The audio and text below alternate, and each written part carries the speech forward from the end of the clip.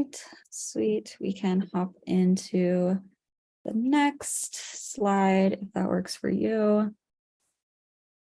Cool. So I just wanted to open up the space to like make room if we're ever leaning too much into any jargony language or anything when we're talking about the legislative session. So some terms like the Capitol, that is the space down here in Denver where our senators and House of Representatives meet during the legislative session. The legislators are those said senators and representatives that we elect into office to represent our different districts. Constituents are the folks that live in those districts that the elected representatives are responsible to. And finally, any letters to the editors or LTEs and testimony, which are different forms of storytelling we will get into later, are just some of the terms that'll come up more often in this presentation. And I also want to invite, you can either just like raise your hand or throw jargon giraffe in the chat if like you hear a word that needs like broken down or more explanation. Yeah, cool. It's moving into the next slide. Okay, so just a quick agenda. We're going to go over just quickly what is the legislative session, talk about some of the issues that are happening this season, the power of storytelling as a whole, and then getting into tactics like writing letters to the editor, writing testimony, and then we'll close out. So, all right, we can hop forward if you want to go to the next slide. So what is the legislative session? So just like the United States has a Congress and the president to make laws on a national level, each state has their own legislative body that makes laws for the state. And even though you may not hear about it as much as you do at the national level, the Colorado legislature, also known as the General Assembly, gets a lot of work done at the state level. And when I talk about the General Assembly here, this is referring to those House of Representatives and Senate for Colorado. And during this session, these legislators come all over to Colorado, to Denver, to bring different types of legislation to the table and vote on legislation that their colleagues bring as well. So when does the session start? When does it end? Every state is allowed to choose how and when they run their legislative sessions. Some meet throughout the entire year, some meet every other year. Well, in Colorado, the General Assembly meets every year for 120 days, starting in January and ending in May. And the whole purpose of this legislative session is lawmaking. So if we want to hop to the next slide. And so with that, one huge thing we always try to keep in mind when we're doing our legislative work at the Capitol is that it can be pretty intimidating and a scary place for young people and marginalized communities because of the way it's been set up to keep certain people out. Our mission in engaging folks in the legislature is to break down the barrier that exists at the Capitol in our generation and just make folks feel like they belong at the Capitol because their voices matter and we do belong there. So we'll hop to the next slide. Just to get into some details about like what's happening this session, what are some big things that like New Era is turning into, for example. One thing is housing. So right now, New Era is working with the Colorado Homes for All Coalition on two really important pieces of legislation moving through the Capitol that address the housing crisis in Colorado. So the first one is a bill that would repeal the current statewide ban on rent stabilization. If this bill were to pass, it would give local cities and municipalities the power to enact local rent stabilization measures that their constituents may advocate for. I'm sure y'all have experienced just how high rent prices have been, especially like recently. I know I have. I went to school in Boulder. Now I live in Denver, and my rent is so much. And just across the state, families and community members are being priced out of their homes, and people are having to make cuts on necessities such as food and medication just to be able to afford to keep a roof over their head. The second bill that we're working on addresses renters and tenant rights. So right now, Colorado lacks laws for just cause and no fault evictions, which means there aren't any clear guidelines for when a tenant can be evicted in Colorado. A just cause eviction outlines the legal grounds that a landlord can evict a tenant or refuse to renew a lease. This would be like not paying your rent or any substantial violations of your lease. And then there's the no fault eviction, which is an allowable landlord driven eviction brought by no fault of the tenant. This would be like conversion or demolition of the unit or substantial repairs or renovations that make the unit unsafe to live in. And it's really important that we're protecting tenants' access to stable housing. An eviction on your record is no joke. It is not an easy thing to get rid of, and it will follow you as long as it's there. And we should be working to provide greater options for tenants when evictions happen to no fault of the renter or at the end of the lease term. So those are some of the housing issues that New Era is tuning into this season.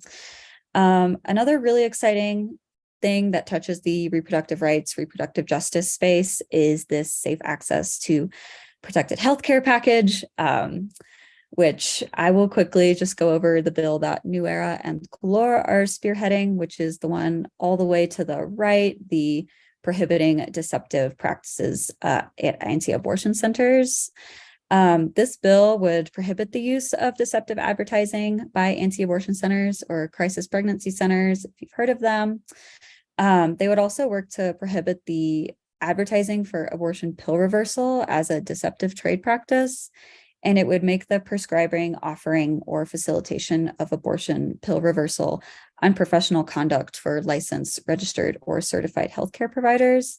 And at the crux of it, this would just work, to make sure all people have the right to truth in advertising and shouldn't have to worry about being misled or deceived when they're seeking essential healthcare services. And then I will pass it off to Emily. Would you want to talk about the protecting patients, providers, and assisters piece of the package? Yeah, for sure. So this is the bill that Cobalt is leading on. The goal of this bill is to provide shield legislation for patients, providers, and assisters of politically targeted healthcare services. So this includes abortion and gender affirming care. So this bill would act to shield these individuals from criminal prosecution and imprisonment, extradition, civil lawsuits, court summons, subpoenas, and arrests, investigations, and professional delicensing and other forms of discrimination. So this means a few things. First, Colorado wouldn't recognize criminal prosecution and civil lawsuits of these individuals. Second, providers would have the right to protections when it comes to things like investigations. Third, medical boards and malpractice insurance providers would be prohibited from acting against protected healthcare providers and assisters. And then last, there will also be protections for incarcerated people in terms of expanding access to protected healthcare. And yeah, I'll go ahead and pass it over to Kathia for the third bill in the package. Yes, so our third bill in the package is going to be insurance coverage for protected healthcare services, and that is being led by Planned Parenthood of the Rocky Mountains. This bill closes several access gaps related to sexually transmitted infections and abortion care. So it'll reduce surprise billing and remove patient cost sharing for reproductive healthcare services, including treatment for sexually transmitted infections, sterilization, and for abortion care.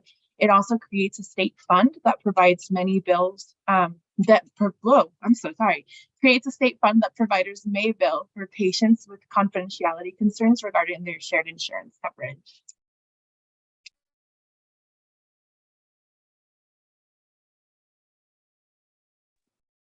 Sweet. I think we're good to move on. And Kathia, you want to go over the power of storytelling? Absolutely. So I'll just take a couple minutes to talk about the power of storytelling. Storytelling allows us to counter stereotypes and common narratives in the mainstream media because we are authentically telling our own real stories, which is often lacking in mainstream media. This leads to a decrease in judgment and can shift opinions. For example, there's a lot of tropes about people of color in the media, and that can lead to false association of characteristics for people of color. So when we start to use storytelling, we can disrupt those common tropes and change the mindset of the general public and their bias towards certain groups of people. Stories also humanize issues. For example, when we're talking about climate change, it's easy to forget that this crisis is already affecting many people in very real ways, especially marginalized people. And so when people bring forward their stories about how they've been affected, it can cause people to connect a human element to the issue. Storytelling can also be a way for us to enhance awareness of issues. So if there's an issue that lawmakers aren't acting on or that the general public doesn't know about, it's important for those people to hear stories from those who are affected to get the issue on people's radars. And you can go to the next slide, please. Perfect. Those are just some pieces of writing that have shifted some political discourse, and we can go to the next one as well. Awesome. So now we'll talk about the anatomy of our stories. It's always good to be able to tell our stories to create change, but first we need to understand what parts of our stories we want to tell. So for example, you may want to leave out certain details of your story that don't pertain to the overall message. So if we break down the anatomy of the story of self is why you were called to what you're passionate about, and the values of that move you to lead. If you're testifying about student loan debt, that could be your personal experience with student debt and how it's impacted your life. The story of us is what your community has been called to and your shared values and vision. Again, back to the student debt example, this could be how you've seen people in your campus community be affected by debt and how it's limiting your ability to reach milestones in your lives. It's not just affecting one person, it's like a wide scale or systemic issue that people need to pay attention to. And finally, the story of now is the urgent challenge we are called to face and why we must act now. For student debt, for example, we can talk about the pandemic and why if policymakers don't protect student borrowers now, the economic effects of it will be catastrophic for years to come. And you can go to the next slide and I'll pass it over to Emily. Awesome. All right, let's talk about LTEs. So an LTE is a letter sent to a publication about issues that affect their readers and their community. So anyone can submit an LTE, and they're important because they can really work to get a conversation started, educate and inform the public, and they can hold lawmakers accountable. They may seem old school, but they actually are pretty effective. Even though newspaper readership is declining, LTE readership is still staying strong. In addition, important people read them, and we'll get into that more in just a moment, but good LTEs are short and they are pretty hard to write.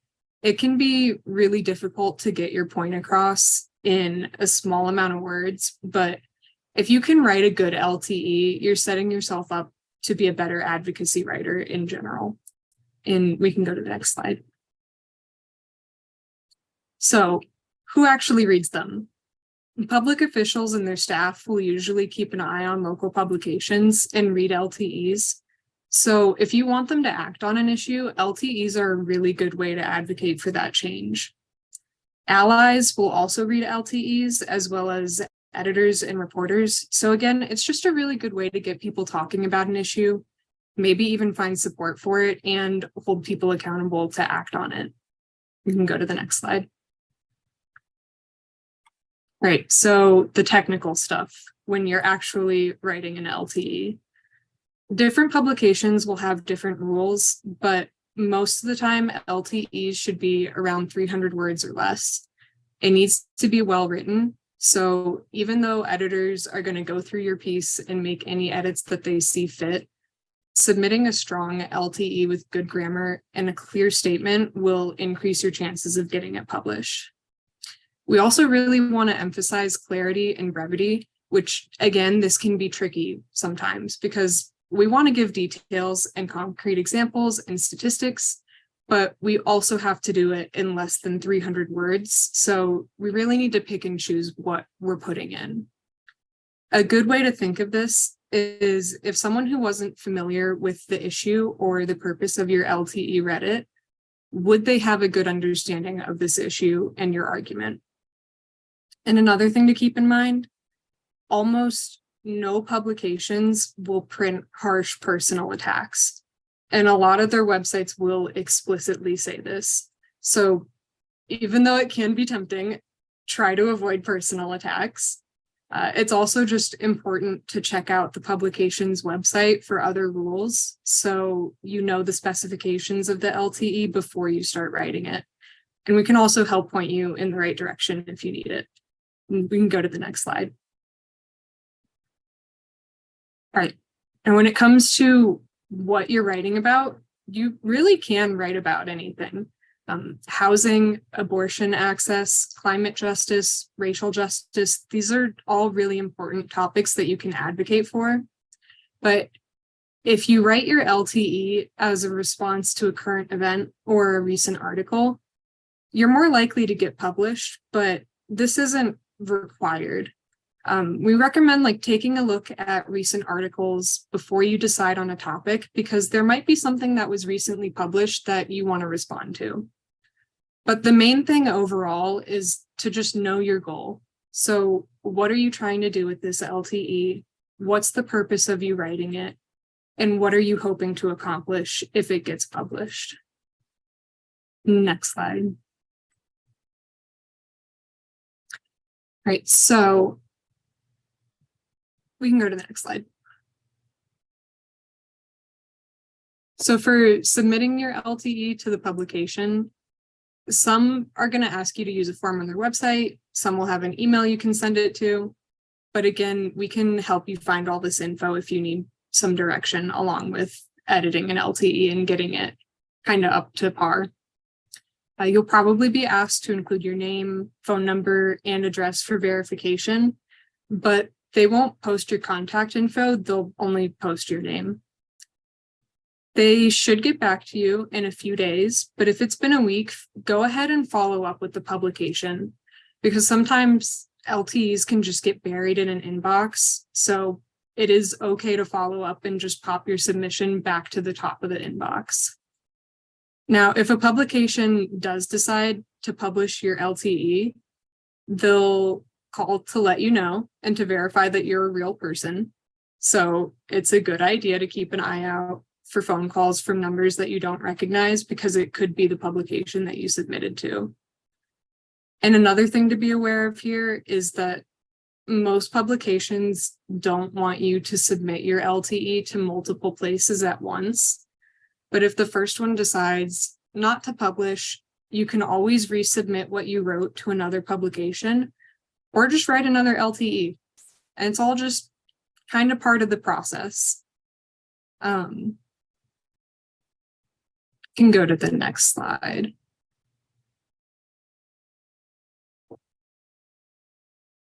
Kate, do you want to go over the examples, or do you want to skip them? I think for time's sake, we can move forward. I have Yeah. some examples if folks were interested in looking afterwards, I can share. Okay, then we can go past this. And next slide. Awesome. All right, did anyone have any questions about LTEs before we go on to testimony?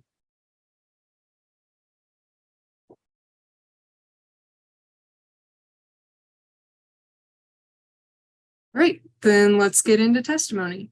So we'll just cover what it is, its purpose, and some general do's and don'ts of providing testimony. Next slide.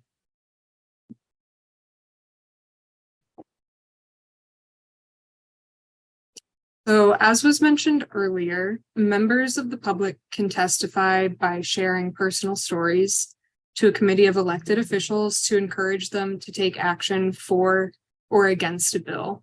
And to be clear, you don't have to be a citizen to testify in Colorado. But giving testimony is one of the most effective ways to educate legislators and policymakers about the impact, either positive or negative, that proposed legislation might have. They aren't always aware of all the implications a particular piece of legislation might have on their constituents. So it's really important that they hear from them, because testimony can be pretty influential in different ways. Testimony can make a political decision more personal. It can provide expertise to legislators who truly might not be experts. And testimony can also elevate an issue by giving folks the opportunity to share their opinion on it. Next slide. All right, so let's go over the basic structure of testimony, because what makes testimony compelling isn't just the content of the story, it's also how you structure the content. Your testimony should flow well and have a clear structure so that the legislators can better understand the points that you're driving.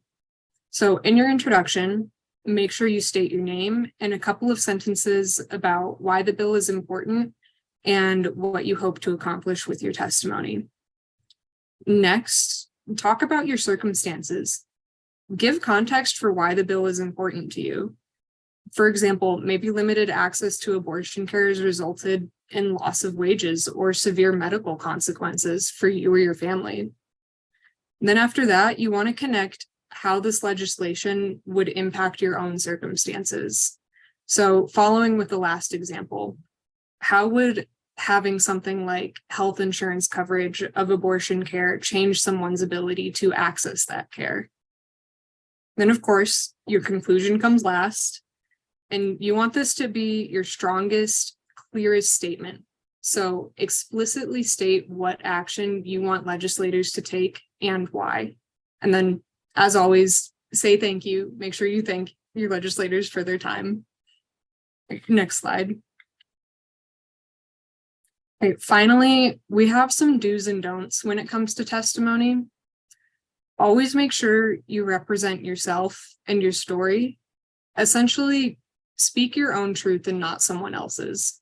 And make sure you practice. You typically only get a few minutes for testimony, so what you say needs to fit into the time limit because they absolutely will cut you off as soon as that time is up.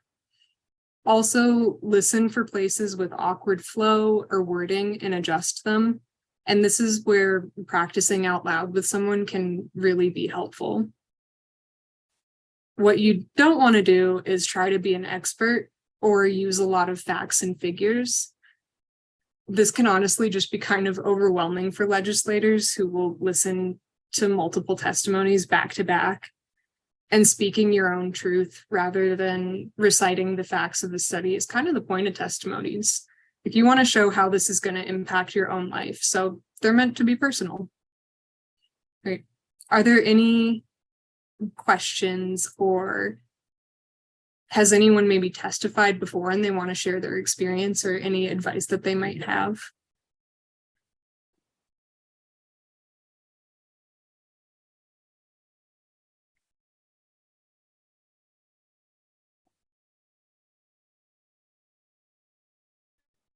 Yeah, okay. go ahead.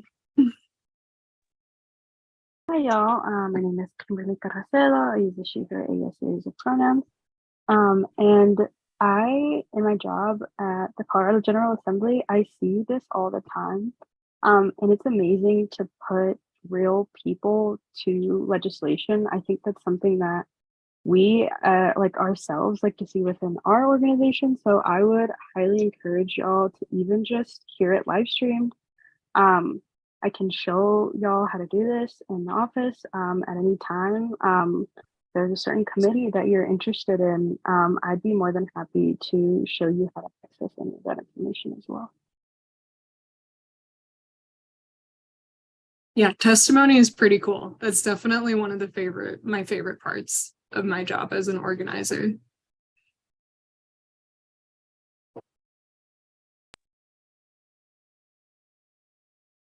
All right, if there are no other thoughts, we can move on. Yeah, these are just some testimony topics, which we kind of already talked about a bit, talking about student debt, climate change, abortion rights, election access. Keeping up with whatever bills are going through session can be really helpful for figuring out what you might want to testify on too. Yeah, I'll switch it back over to Kate. Sweet. Yeah, and we can skip forward a few slides to next steps. Yeah, if y'all want to connect on like examples for testimony, you can just skip this slide. Can skip this one too. There were some technical issues. Cool. All right. So just some next steps, just connected with y'all on some topics that are going through the legislature right now and ways to turn your experience into a story, for turning your story into a letter to the editor, an op-ed, a blog post, or testimony. That's something we would be more than happy to support folks with. I know my first couple times writing testimony, I had no idea what to do. I had no idea what testimony even sounded like. And just being able to like work with, orgs that are wanting to like loop folks into this process. We're definitely there to help and like support y'all navigate that. Yeah, if y'all have any questions about like the kind of legislation we talked about, our emails are on the next slide and you can email us any questions. That stay after Bullet was when we were all planning on being in person. And yeah, if you want to take any action with us this spring on any of these issues and sharing your story, yeah, let us know. My email is on that slide, and then Emily and Katya, if y'all want to throw your emails in the chat as well. But yeah, that's kind of what we have for y'all. Thanks for having us and yeah, giving us some of your time.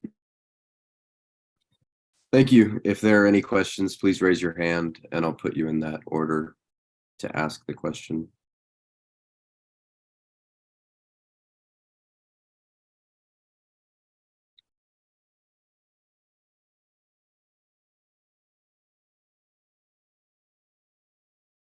Well, if there are none, of course, be free to email. Thank you for the presentation. I appreciate it. Yeah, thank y'all. Have a good rest of your night. Thanks, you Thanks, too. y'all. Thank you.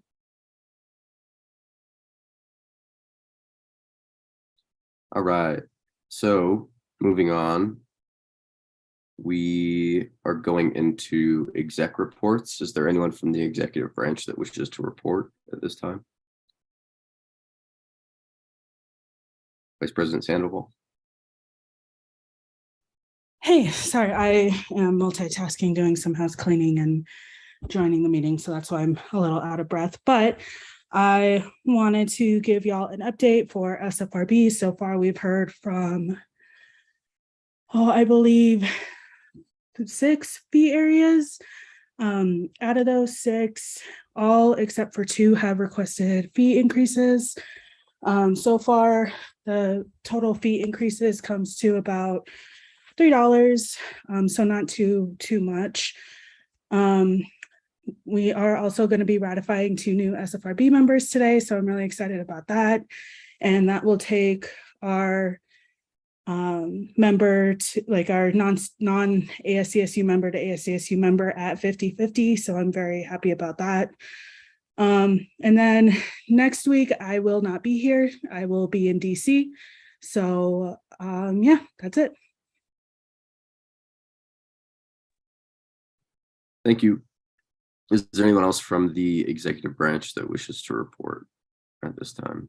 I don't even think there's anyone else from the executive branch in the Zoom meeting right now, honestly. Yeah, I think I'm the only one. Well, thanks for staying strong, VP Sandoval. Happy to help with what I do. I guess with that, we'll move on to our judicial reports. Is there anyone from the judicial branch that wishes to report at this time? Hope y'all are having a good night. The only report that the branch will be giving today is our opinion for case 5202. Since this isn't sent out in the weekly email, we'll be reading it out in full and then sending it out tomorrow for all of y'all to read. ASCSU Supreme Court case 5202, opinion of the court. Supreme Court for the Associated Students of Colorado State University, February 21st, 2023. Clarification on the stipulations of termination of legislative cabinet members. Chief Justice Marcus Zacharias delivered the opinion of the court. Ritik Correa and Vaishnavi requested an opinion regarding the legislative cabinet's ability to terminate the employment of a cabinet member, inquiring about which provision of the Constitution or bylaws gives such authority. The ASCSU Supreme Court has determined the following. 1, in a vote of 6-0, the court decided that the legislative cabinet did not have the ability to terminate the legislative cabinet member's employment in the manner that it was executed. In section 208 of the ASCSU Constitution, line 1A states that a bill may be brought to the floor to remove the Speaker of the Senate, Speaker pro tempore, parliamentarian, Senate recruitment and retention officer, or committee chairs. If the bill involves the Speaker pro tempore, the parliamentarian shall preside. Legislative resignation from office shall be by 2/3 vote of the ASCSU Senate. It is the court's opinion that this clause indicates that a legislative cabinet member can only be removed following a bill brought to the floor regarding their employment. And I'll open that up to any questions. Associate Perk, did you have something? It was less of a question and more of, could you share your screen so we could possibly see the message that you're reading out? As much as you reading it is something I can perceive and understand, I have an easier time reading than I do hearing. Of course. Nick, would it be easiest if I just send that to the parliamentarian or your email? Yeah. Associate Perk, are you referring to seeing it right now, or? I'd like to see it right now, but if it's getting sent out, then I have no problems just reading it later. I just benefit more from reading than I do from hearing. Sorry. Okay. Yeah. I currently don't have host privileges. So I think you'd have to, Vaishnavi has host privileges. If that's something you want to share. If not, like you said, it could be sent out tomorrow. Yeah, that's no problem. I'm sending it to the parliamentarian email. Does that sound well for you? Yeah, totally. Thank you. Perfect. Thanks. Are there any other judicial reports? That will be it. Thank you. Perfect.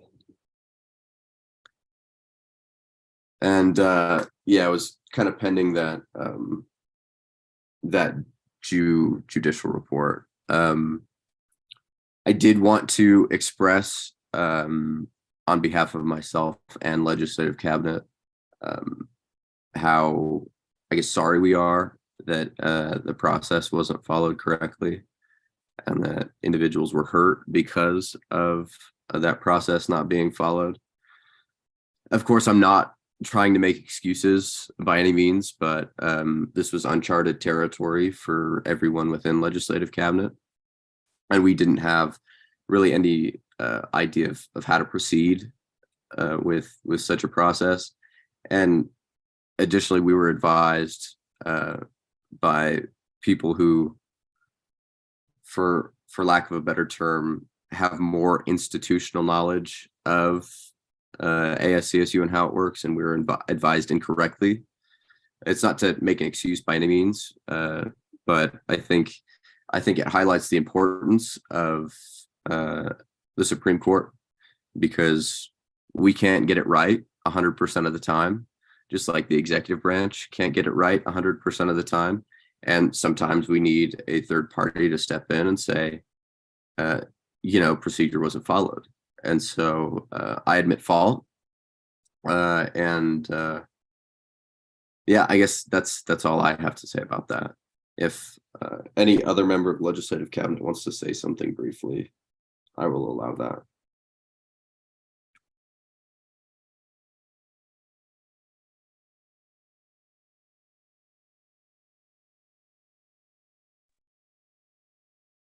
All right.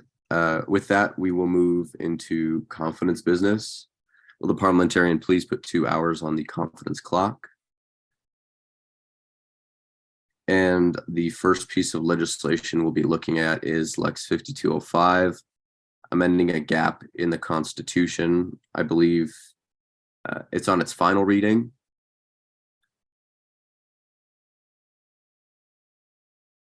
If the conference committee wants to, if the committee chairs that made edits to it want to go over those edits, please do so now. Oh, SFRB ratification. I'm sorry. Yeah, we'll do that first. My B. So, Vice President Sandoval, if you want to introduce I don't know if it's one person or not, but if you want to introduce them, and then we'll go from there. Happily. So we have actually two people, Ashton and Ben, not Torres Doxy, another Ben. So we'll start with Ben Sticklin. He uses any pronouns, so he and they pronouns. He's majoring in controlled environment horticulture, year 3 here at CSU. He says that at CSU, I have been very proud of my academic accomplishments and my commitment to hard work. I have achieved my goals and of being on the dean's list every semester with my college career, and I have learned a great deal of time management, work-life balance, and commitment skills that will carry me for the rest of my life. And then we have Ashton. Ashton uses she, her pronouns. She is a zoology pre-vet major. This is her first at CSU, and would love to commend her for jumping in to everything her first year at CSU. She is also the associate senator for the Native American Cultural Center. So I will let those two kind of speak a little bit about themselves, and yeah. Before that, I would entertain a motion to put these two candidates on a slate. Someone wants to make that motion. Am I able to make that motion, or does someone in? You are more than able to make that motion. Then I make that motion. Is there a second? Second. Okay. Second. Would you amend it to ask for unanimous consent? Sure. I motion to put them on a slate through unanimous consent. Okay. And I'll just get a second for that. I'm sure there is one, but. Second. So is there any dissent to putting these two candidates on a slate? Seeing none, these candidates will be put on a slate, meaning they'll be questioned together and voted on together. The candidates, if you want to, you could do a brief introduction. If not, you could forgo that, and then we could jump into questions. I'll do a quick one. As you heard, hi, my name is Ben Stickland. I use any pronouns. I'm a controlled environment horticulture major in my 3rd year, and I'm really excited to be a part of SFRB.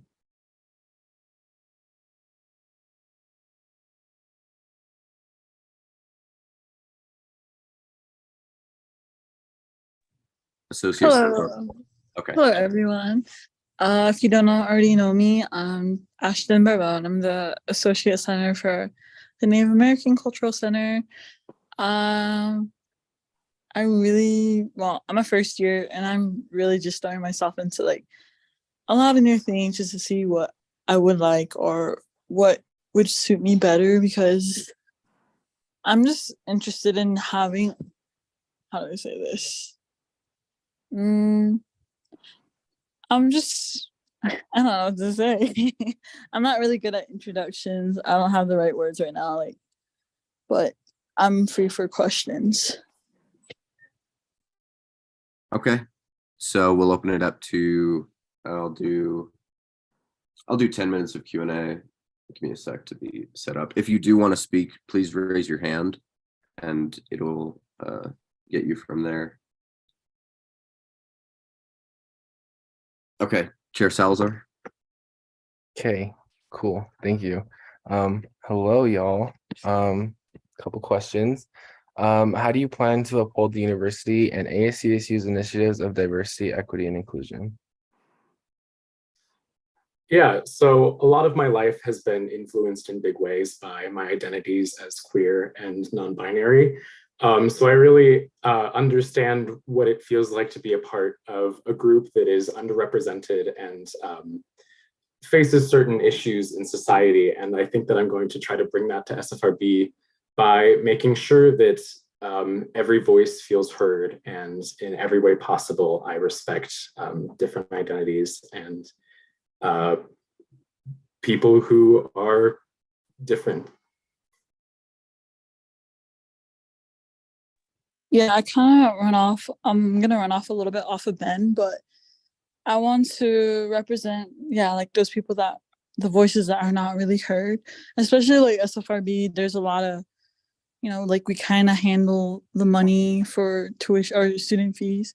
And I feel like it should go for a good cause sometimes. And I want to like remain kind of like unbiased and come into this with like a very open mind and not just like, sorry, I had a brain fart. But I wanted to come into this just to represent for more of the brown, as the brown woman myself. It's hard to have my voice heard sometimes. So I want to voice for people that can't speak while also remaining completely unbiased. Okay, Slay, thank you. Go into a deeper dive, I guess. How do you plan to represent marginalized identities in your role, specifically roles that you do not identify with directly?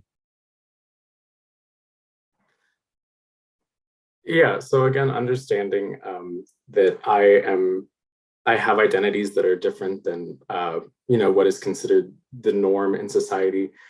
Something that's really important to me is listening to voices that aren't the same as mine, that belong to different groups. And I think that is something that I have a lot to learn about and something that I'm really excited to learn about. And similar to what Ashton said, I think I'm really going to try to stay unbiased, but also really conscious of the ways that society is centered around specific groups and not others, and how to help that, especially with the power that we are able to have in SFRB. Yeah, I kind of like to see the good in things, and especially like with different identities that I don't identify with. I really just want to go into this open-minded and listen to everybody's thoughts and opinions because their voices matter, and I just want to try to remain unbiased as I can because there is a lot of there's a lot of different groups and some people have their biases about this, but I want to go into this completely unbiased with an open mind because I want to give people the benefit of the doubt. Cool, thank you. So kind of into like a more broader thing. How do you plan to balance work, ASCSU, and school? And as well as SFRB, if you are approved. Like I said, I'm kind of like into a lot of things. I'm usually helping out with NAC. I have a job. I'm part of a sorority and I have ASCSU. So like my schedules are, kind of like really busy every week. I only have like one day off and that's like to myself. But I feel like I'm pretty strong in like balancing everything from like all the stuff that I do and like especially with my homework. I'm steady with my grades, so that's all that matters. But again, I'm a student but before everything else. So like if I have to actually sit down one day and actually like study, then I will do that. Because school comes first. That's why we're all here. Yeah, I would say a very similar thing. I'm very fortunate to not have any classes or obligations during the SFRB meeting time. And I'm also only a student right now, so thankfully I have a lot of free time that I'm willing to give to this this group of people because I think it's really important. But again, I am a student primarily. However, currently I'm doing well in all my classes, so I'm not worried about the time commitment for SFRB.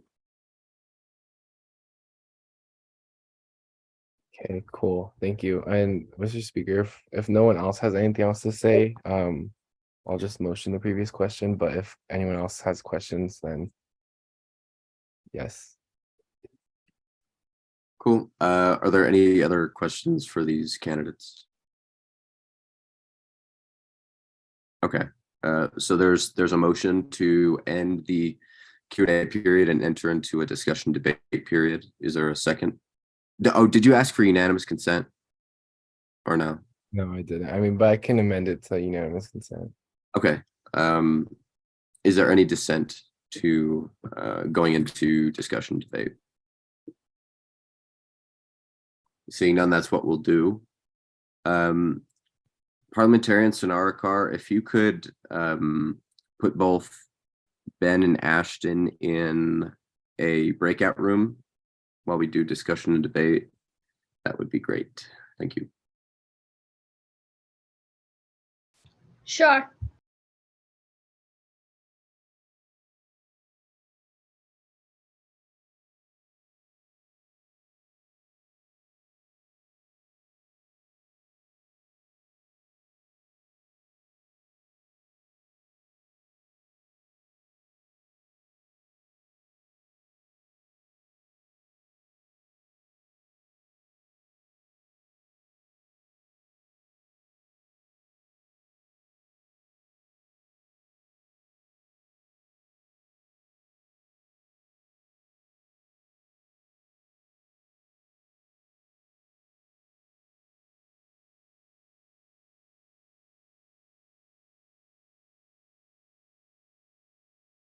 Parliamentarian Sonarakar, if you're having problems with the breakout room, do the two candidates, I assume that VP Sandoval has your numbers. I do, yeah. Okay. If the both of you just want to leave the meeting, and then VP Sandoval can text you back when we're done, I'm sure it won't take long. Oh no, I have created the breakout room. Give me just like 20 seconds. Okay. Yeah, that's fine. Thanks.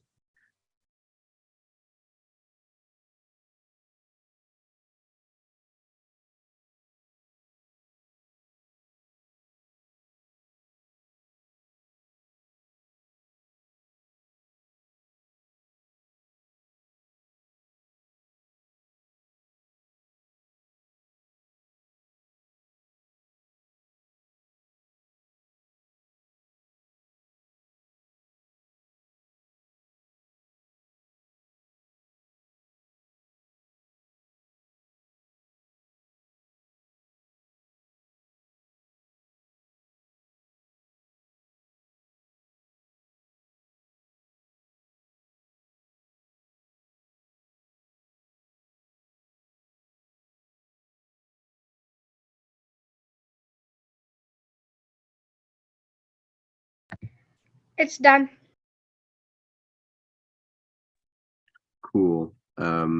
So I assume there would be like a pop-up. Then do you see a pop-up or something to go into a breakout room or no? No? I don't see anything. Yeah, not yet. Well, I have added both of you to one breakout room. The name of that room is room 2. Do you see that? I don't see anything. Hold on. If it's there, it's it should be at like the bottom area where all the little icons are. There should be an option for breakout rooms. If you don't see that, I guess you could just leave, and then VP Sandoval can text. Okay, I still don't see it. I still don't see it, so I think we're just gonna leave. Okay, we'll see you in a couple minutes. Thanks. All right, Thank you bye. so much.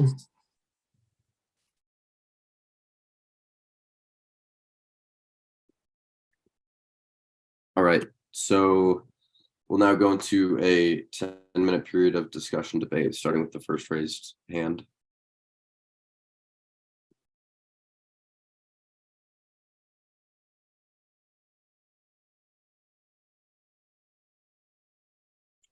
Chair Salazar. I'm honestly just gonna motion the previous question, and then after that, to approve the candidates by unanimous consent in the voting period. Okay, so there's been a motion to exit the discussion debate period. Is there a second for that? Second. All those in favor of ending discussion debate and entering voting, say aye. Aye. Aye.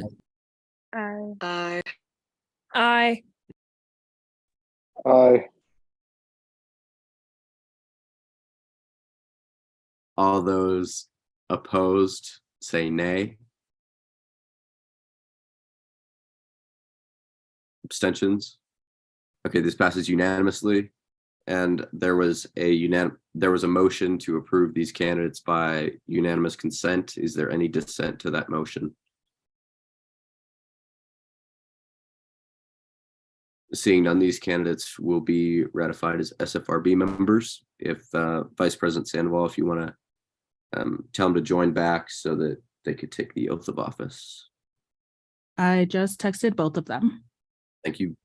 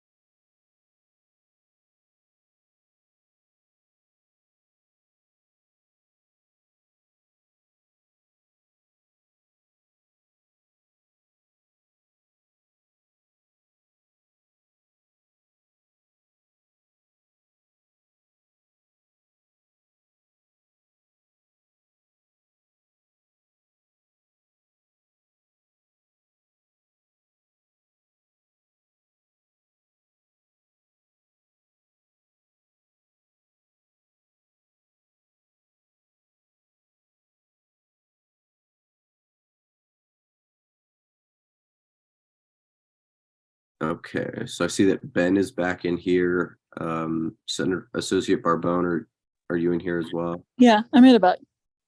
Okay, so I'll just have you unmute your mics and repeat after the Chief Justice for the oath of office.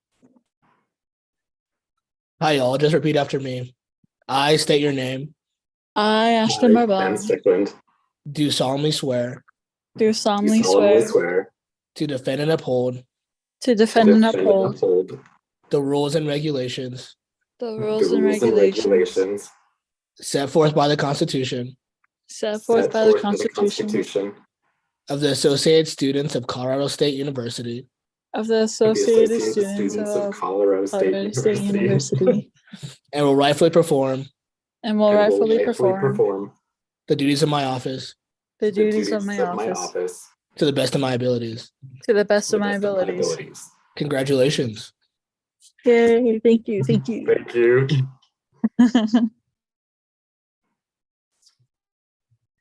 Thanks.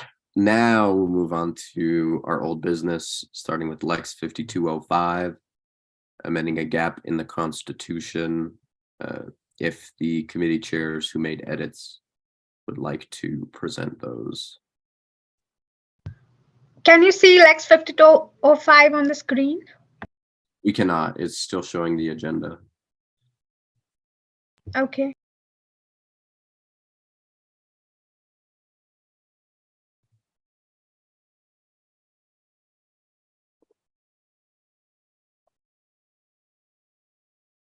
Is that okay now?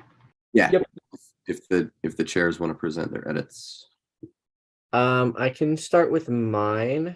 And then after this, we'll do a little bit of like a presentation period because there's a lot of folks within the space that haven't seen this document. It's kind of an older document. It was made at the very beginning of the year and kept getting tabled. So that's why we're seeing it a little bit later than typically. If you could scroll down to the last therefore clause. Beautiful. Okay. The second last, sorry. Yes. Senator Athey, can you put that in the meeting chat? For whatever reason, the track changes are not showing on that document. I do have them on my document. Would that be easier for me to present, or what would y'all think? I can stop sharing my screen and then you can share your screen, chat out. Okay, can you give me those privileges really quick? Yeah, sure. Thank you.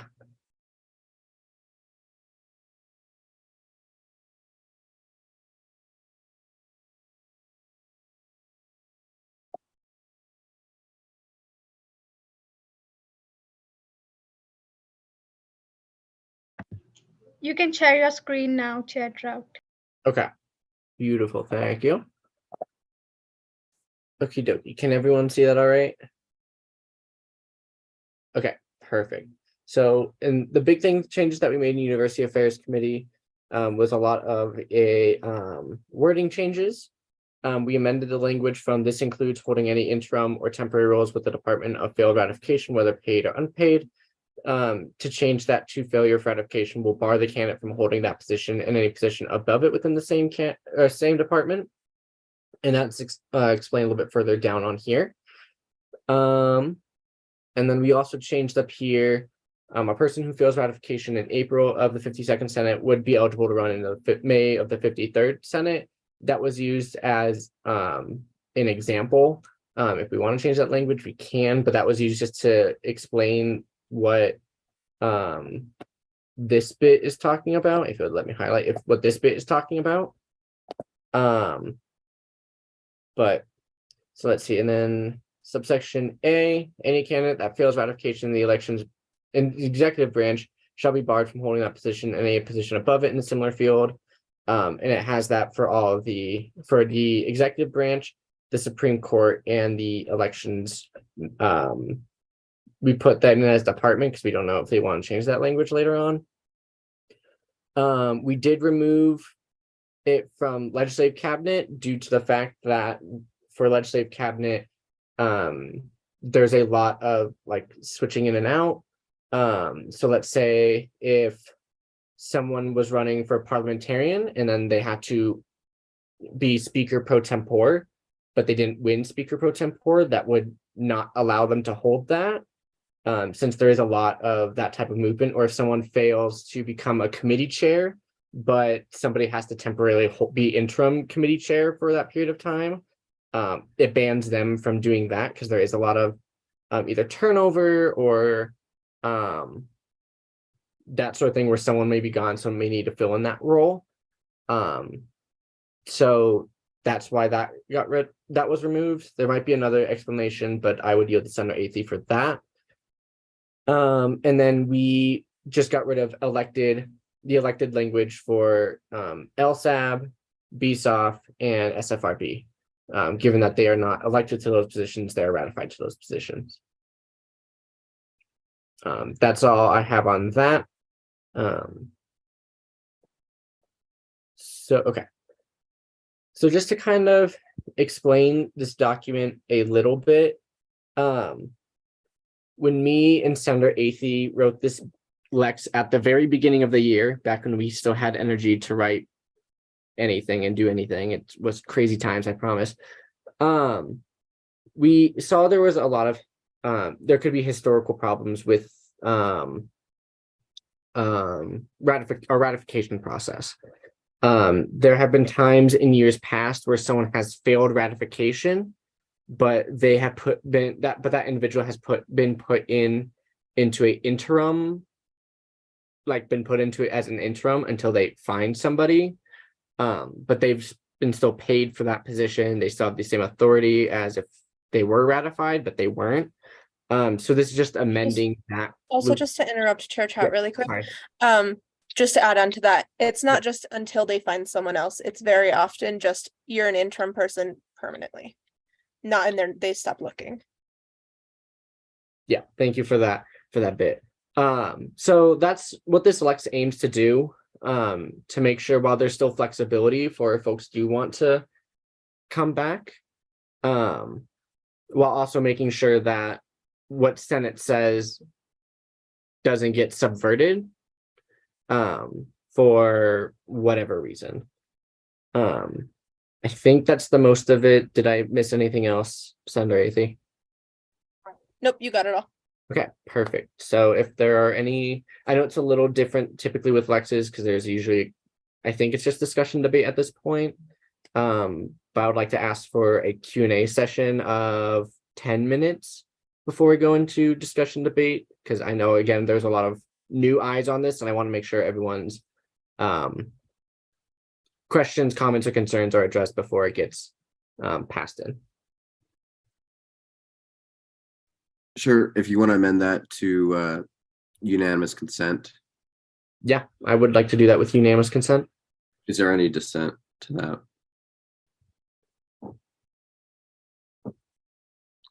Great, seeing none, we'll do 10 minutes of Q&A, starting with the first raised hand. Yep, Senator Reese. Hey, thank you. So just kind of a clarifying question, I guess, would be how would an interim who failed ratification ended up being paid for the position? That just kind of doesn't make sense to me. Yeah, so to be put into an interim position, that's more of like an internal thing that they can do while they're quote unquote looking for somebody new. That's happened pretty frequently throughout like other things, where sometimes, like last year, for example, we had a budgetary affairs committee chair who stepped down, and the vice chair was chairing that. And so until we were able to get them onto the ratification process, go away. They were assigned as interim chair of budgetary affairs. So that's just an example of that within like legislative. But that really comes to the point of like, if you're an interim, you're hoping to fill that position, not to hold that position for forever. But there became that problem where there wasn't that, like there wasn't anything in the Constitution or anything like that that said that they needed to find somebody within a certain period of time, or that there were consequences to failing ratification. I hope that answered your question. If Senator Athey, if you have any other more historical bits of information or any other way to explain it. I think you explained it well. Senator Reese, did that answer your question? Yeah, kind of. So that was kind of what you kind of described was someone taking over for the role, like fulfilling it in the meantime, not someone failing a ratification, like someone coming before Senate, we question them, and then they fail to get the vote. And then, for example, let's just say exec like appoints them to be the deputy of their specific area, and they're ending up getting paid for that position. So that's where I'm kind of like confused. Maybe there's like a historical example you guys have that would be, y'all would have, that would shed some more light on it. Yeah, so I think your question is, frankly, the point of this Lex is we don't understand how that happens either, and so we're trying to prevent it from happening. The historical context, the most recent one specifically that is directly related to this is in the 50th Senate. The president at the time, I think it was her deputy chief of staff, failed ratification, and then she still interim appointed him anyway, and did not continue the search, did not do anything. Like, he was just in that role. Somehow he was still able to get paid. Don't entirely understand. That's the historical context that I have for you. Like, we don't understand either. That's why we're writing this Lex, is so that that doesn't happen, because it doesn't make sense that could happen. Sorry, I just lost my screen. Give me 2 seconds. Okay. Yes, that does answer my question. Thank you. So then would the effect of barring someone from the position essentially, what would that essentially do? That they wouldn't hold the interim part? Because it sounds like from the example, what we've kind of discussed was that they would still, that something got circumvented somehow. So how would the barring them in, is this something in the Constitution? How would barring them in the Constitution close off that loophole, so to speak? If I recall correctly, it's been a really long time since we wrote this Lex, and since I've read it. If I recall correctly, I think that we put at the bottom, Chair, if you could just scroll down to the bottom of that, I think that it says interim roles also. So you cannot be in those roles at all for this duration of time. I think, am I wrong? If I'm not wrong, we could make a floor change, because I think it's important that it says that. I'm not seeing interim anywhere. It's not put in as interim, but it is said holding that position. So we could make a floor change of clarifying as well as interim positions. Let's make that floor change then. Okay, where would you like me to put that?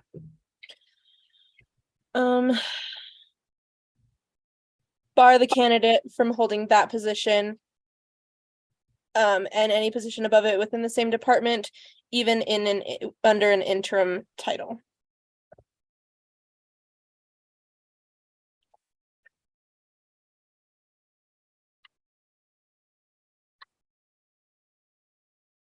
Okay. Slay.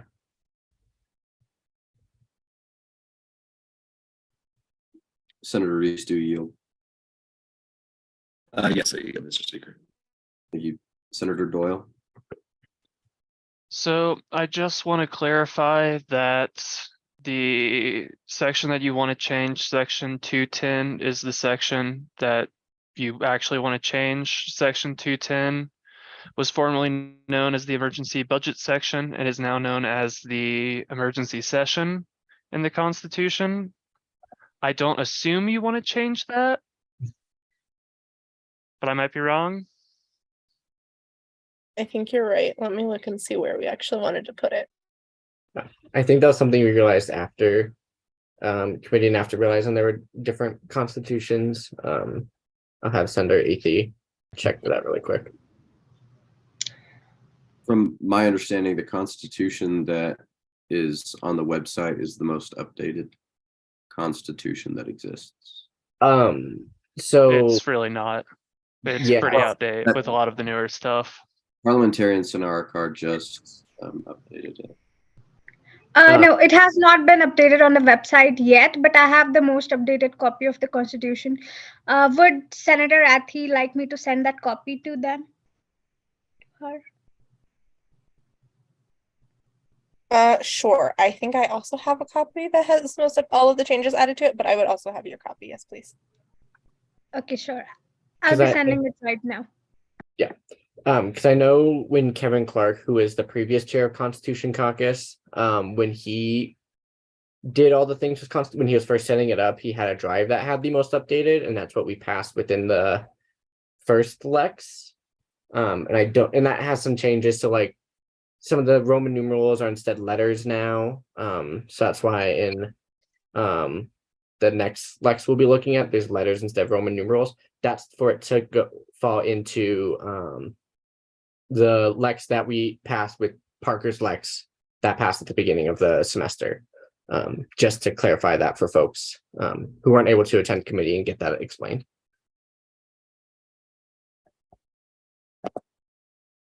Okay. Correct me if I'm wrong, Chair Trot, but I believe we intended to create our own section, at which point this should be section 211. Okay. I think maybe, probably. Okay. So we can make that floor change. Senator Doyle, does that make sense? For That would be what I would suggest. Cool, Okay. thank you. Perfect. Okay, so be And then I yield the rest of my time. added. If you all want me to share the screen of the most updated Constitution right now, I can do that.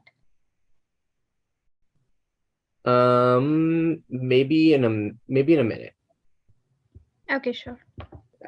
I just want to make sure I'm putting this. What's the proper language for adding it? Is it just that section 211 be added to the ASCSU Constitution? Yes. Okay.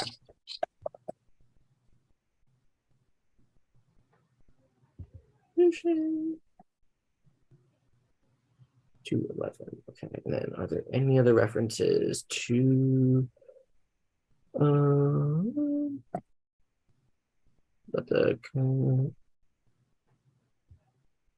Just delete that one. Yeah. Because we're adding it to the bottom. Yep. So just delete this one entirely? Yep. Okay, perfect. Perfect. Okay. And then we also have the list of nope, we don't have a list of people it's going to be sent to. I could have sworn that was that list. Yes, it's near the bottom. It's not in the. Yeah. Oh, here we go. There. Just this also needs to be updated.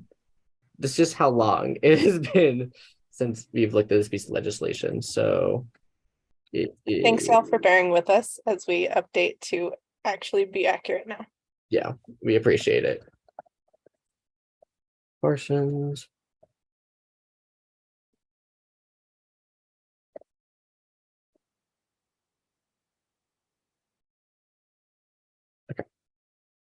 Fix the spelling of university. Oh my goodness. Not me missing that.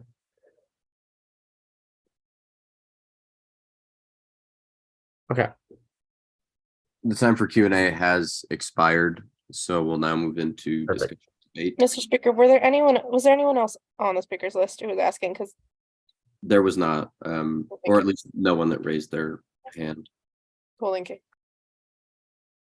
All right, so we'll do 10 minutes of discussion debate, starting with the first raised placard. Since this piece of legislation is in its final reading, we will vote on it after discussion debate.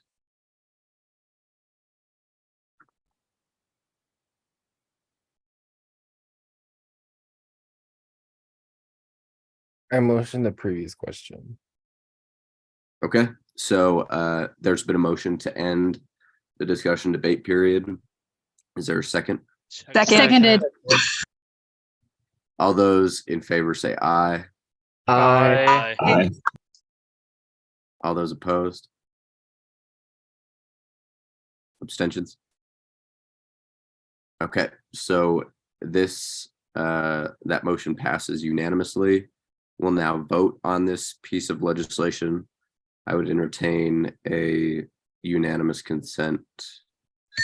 I motion to approve this legislation with unanimous consent. And I'm sure that the Minecraft sounds in the background also agree. So is there any dissent to that motion? Seeing none, this Lex passes unanimously. Congrats. Slay, thanks y'all. I will stop sharing my screen and have that go back to parliamentarian Shanarkar.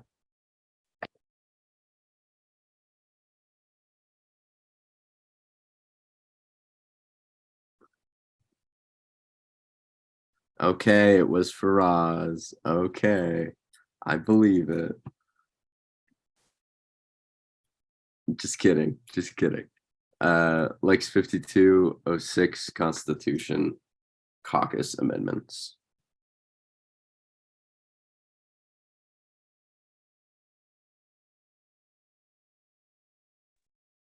I'd recommend the other committee chairs to talk about their amendments first because theirs were the longer ones, even though I think this is the one that has mostly University Affairs Committee changes, but we are the ones that made the most changes.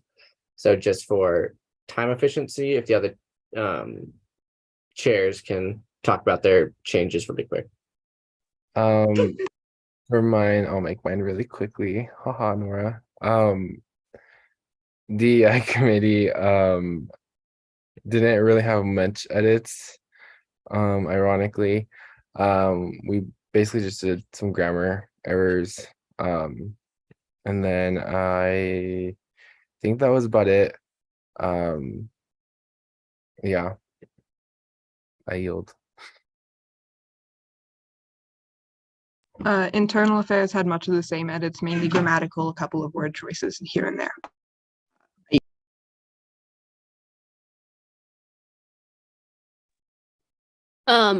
Budgetary didn't have a ton of edits. It was more like grammatical, and then we also took out some certain parts that I know the University Affairs had also kept, or not also, but they had kept, but we wanted to take out. So that's something that we should probably discuss a little bit. Otherwise, it's more grammatical. And now for mine, it's gonna be a long one, so please bear with me, y'all. We made a lot of changes. Overall, we made changes to all the therefore clauses to again have them be letters instead of Roman numerals. Overall grammatical corrections, and overall we changed the language of all the therefore clauses to be from instead of be changed to or some variation of that to state be amended to or be amended to state. That just rolled off a little bit nicer. I will be going through these through each one as like individually. I have them numbered just for the sake of my poor soul. So for the first therefore clause, we added CSU principles of community to things we are accountable for. Clause 2, we removed due to the committee not wanting to remove the speaker as an official who can give the affirmation during testimony. Sorry, can I cut in for a bit? Can I do committee things first? I mean, it's relating to your second therefore clause. Yeah, and Chair Doyle is an author. So, okay, so yeah, This only doesn't prevent the speaker from doing an affirmation oath. It only prevents them from doing an oath of truth, which the speaker should never do because that is a judicial only thing. I don't know if that was misread at some point or yeah. I'm gonna yield to Is it- Senator Athey on that one. Sorry, yeah, I made most of the change in university first, so he's probably gonna yield to me a lot. But is this just like, because I am not sure exactly where this oath is. It just seemed like another oath, and then at that point, it felt like it was good to have a backup, because what if suddenly we were oathing? That's not the right word, but I'm going to use it anyway. The Chief Justice or something like that. I think it's important to have a backup. I'm perfectly fine, frankly, if it's not the speaker, but I just think there needs to be someone else. When I talked to Chief Justice Marcus Zachariah about this change, he told me that there would never, under any circumstance, be a situation in which there is a hearing that takes place in the Senate space. That would take place during judicial, and typically, as it's a hearing, would typically be between the party that has harmed another and the victim party. So that way there is no, yeah.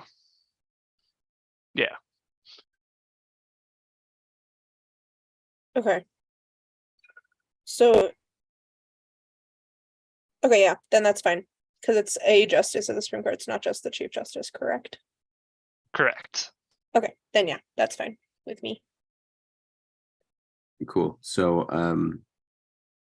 disregard that amendment. Perfect. That we can do. So then there's 3.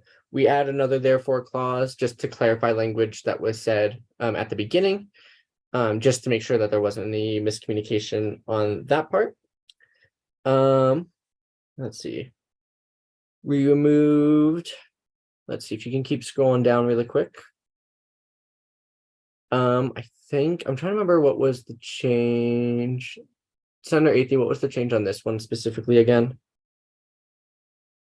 Therefore, with all of the SDPS, that's the one you're talking about? Yep. It's that the Constitution doesn't look like that. It looks nice and doesn't need I think it was an extra comma that was being added. It was but a it's comma got, between the student college councils and the student diversity programs. Cool. Yeah, so the Constitution had most of this is in bullet points now, at which point a comma is not necessary. That's why we took that out.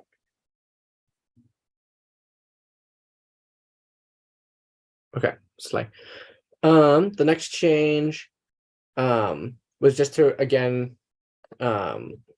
say shall be approved by the 3rd fall session, just to make that roll off the tongue.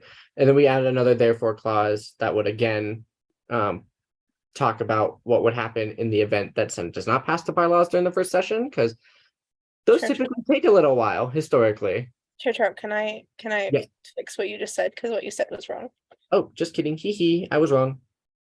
Is because this subsection already exists there and had also a different date, different like deadline. And so this is just updating that deadline to match the deadline that this therefore clause is changing.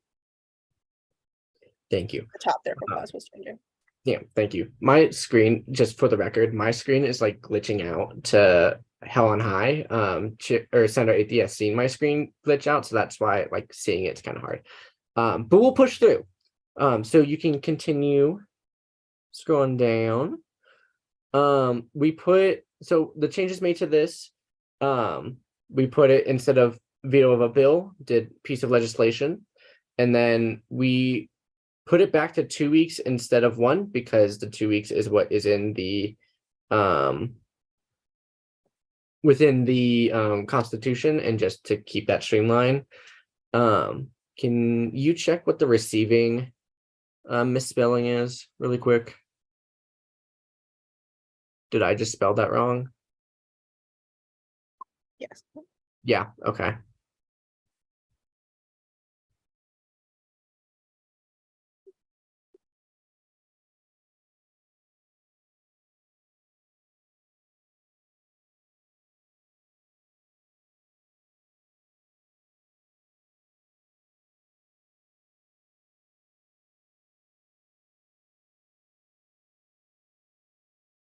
Okay, perfect.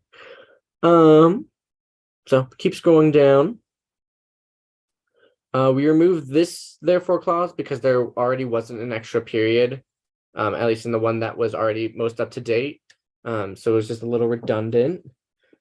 In the next one, and for section 404, we amended so that the Supreme Court can't just call closed door sessions on anything. So we put in a stipulation that they need to be open except in matters related to HR and when the court is covering personal information, and that's at the discretion of the Chief Justice, just to still give the Chief Justice that flexibility. A similar reflection is made later on, but we can get to that. If we could move down.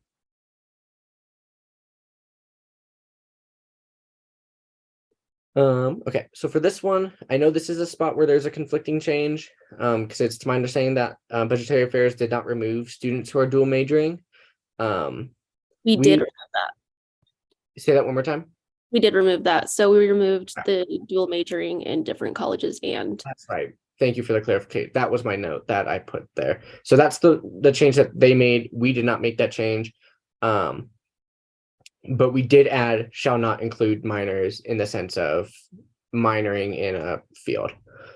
Charles. Yes. University Affairs Committee specifically wanted to leave that change in, that dual majoring in. Yes. That's why it was conflicting. Yes. Thank you. If you can scroll down. All right. Then again for this one, yeah. So for this one, all candidates for the office shall be, and that's just putting in the accurate language. And then the conflict on this one is that University Affairs Committee put in with the minimum Colorado State University cumulative grade point average of 2.0, whereas Budgetary Affairs, I think all the committees left it as just and considered good standing academically by Colorado State University. I believe that was changes that all committees left. Could I get a fact check on that really quick, committee chairs?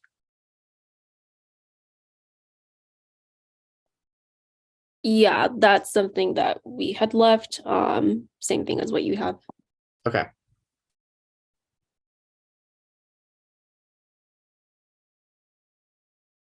Okay, perfect.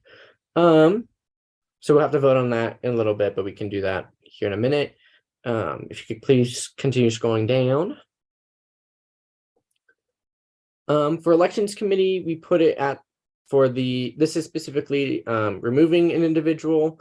And so we put in as the elections manager, as well as the Supreme Court may ask an individual to resign from the elections committee, just to make sure that there is enough eyes on that.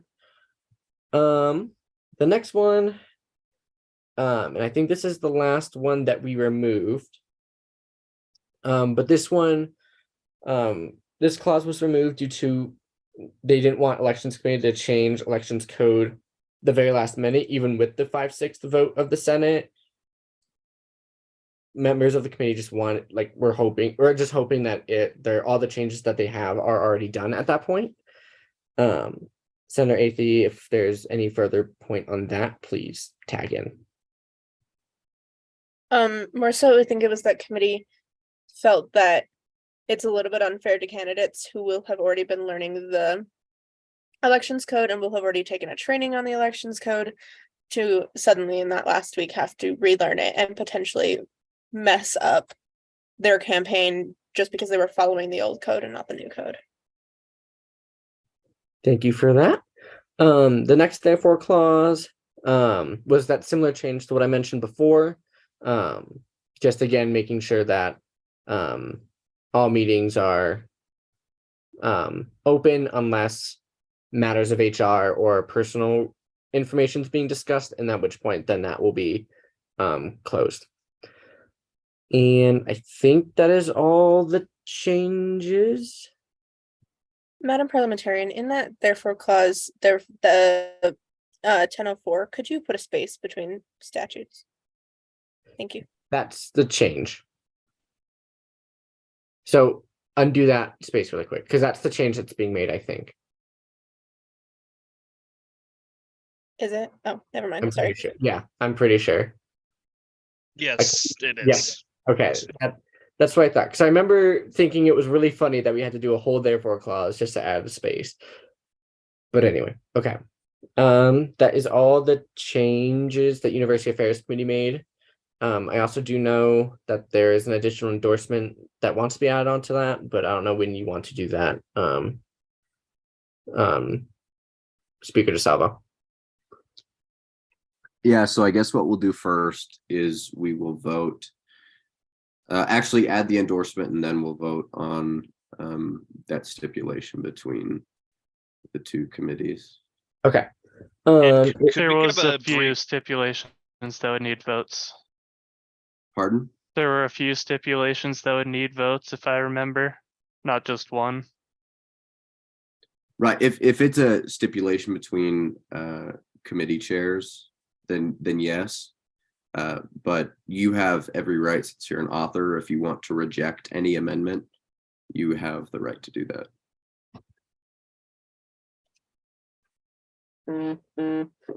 Okay. The member who'd like to endorse is Adeline Schumer.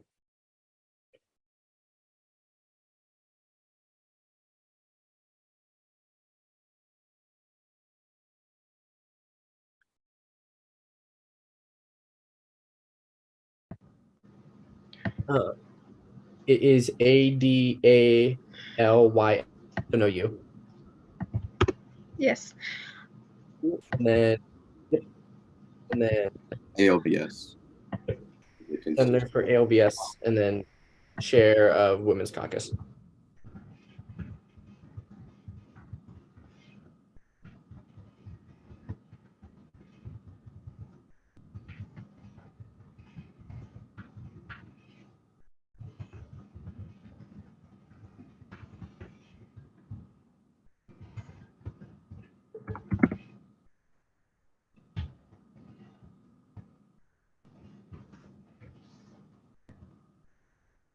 It's adult learner.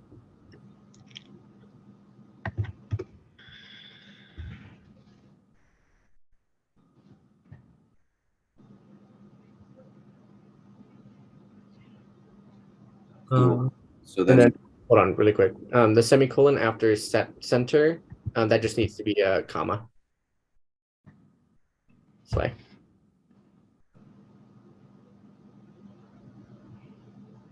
If you could change it to Senator for Adult Learner and Veteran Services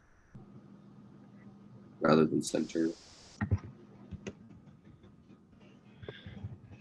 And then I think we're good on that. And then the portion of this piece of legislation that was disputed. Nick, can you please repeat that? Yeah, the part that the committee chairs disagreed on, if you could scroll down to that.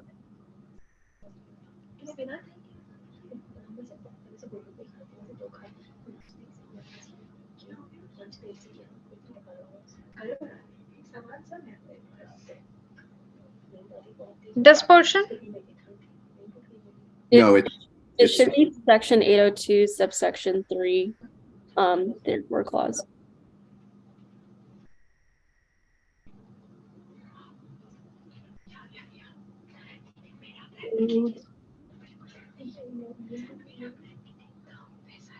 This one? I think a little bit more up. Wait. Go down. Wait, no, go back up. This is one of them, the academically standing one. That was, I'm pretty sure that was a change. That's confirmed. Okay, so Point of personal privilege, I'm not too sure whose mic is on, but I can hear y'all whispering.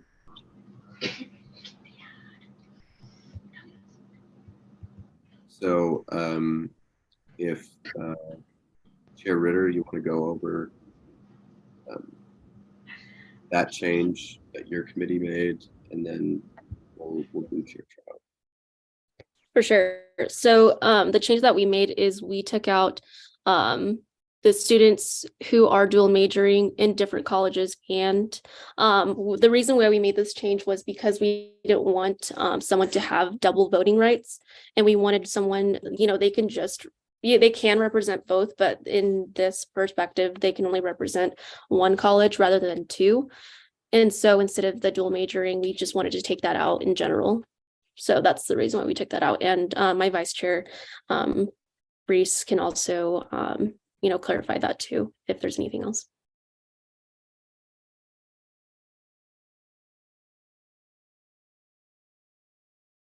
Okay, Chair Trout.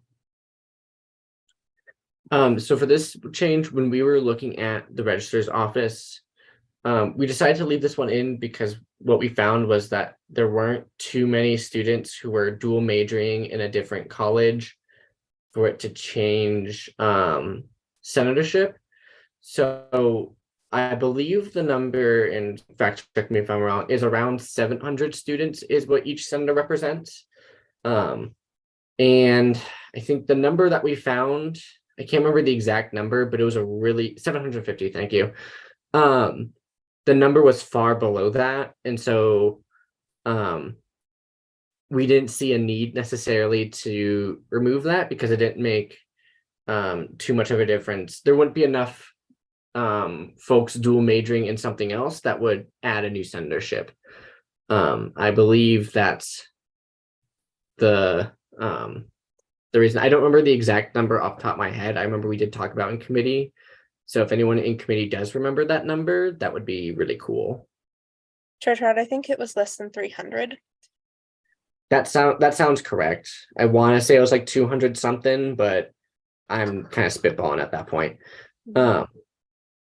But anyway, regardless, whatever change, it doesn't change a whole lot of the therefore clause. So Chair Trout, there was also one other reason why we decided to leave it in. If you'll yield to me. I will yield to Senator Athey on that. Cool. So the other reason that we decided to leave it in was that our Constitution is not in charge of the registrar's office. We don't get to decide how they count that, and they do currently count dual majoring. So those students are already counted in both colleges. And so if we take it out here, all it's doing is making it incongruent with the rest of the system. It's not actually taking those students out of and making them choose one or the other. I yield back. Thank you. And that's all we have on that. Okay, so I think the easiest way to vote on this is giving a response. Okay, Senator Reese, did you have something? Yeah, so Senator Athey, could you clarify that again with the registrar's office?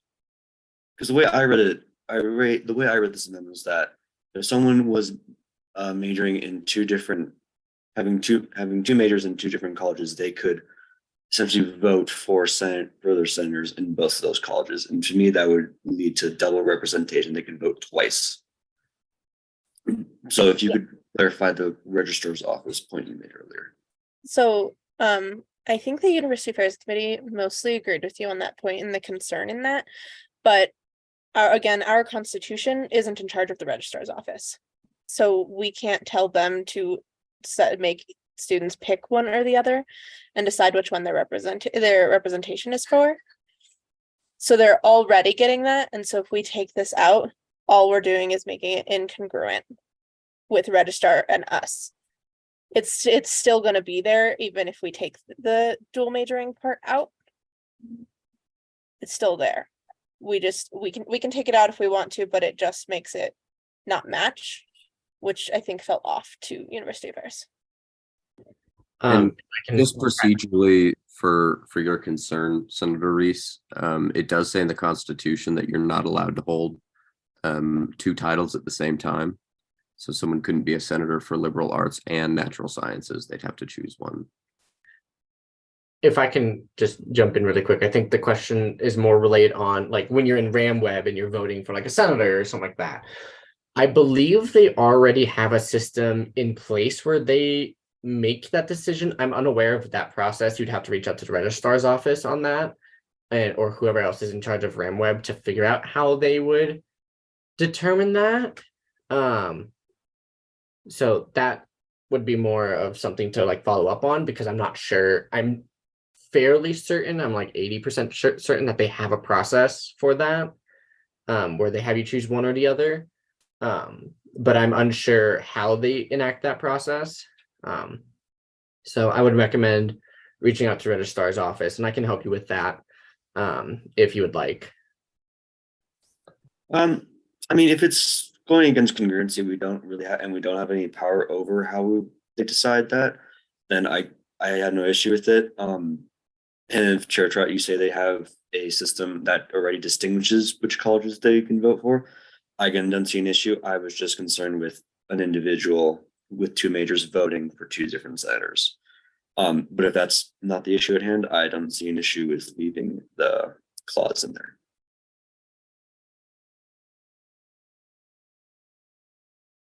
I will yield.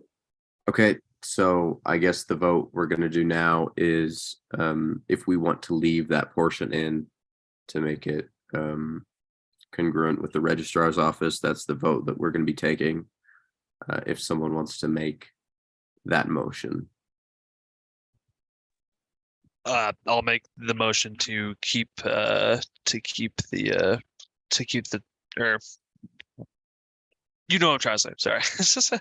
Could you do it by unanimous consent too? Yes, I'll make the motion to keep the changes that University Affairs Committee made with unanimous consent. Is there any dissent to that motion? Seeing none, this passes unanimously. So that'll stay in there. Okay, and then I think the clause right before the one we just talked about, I think was the other one.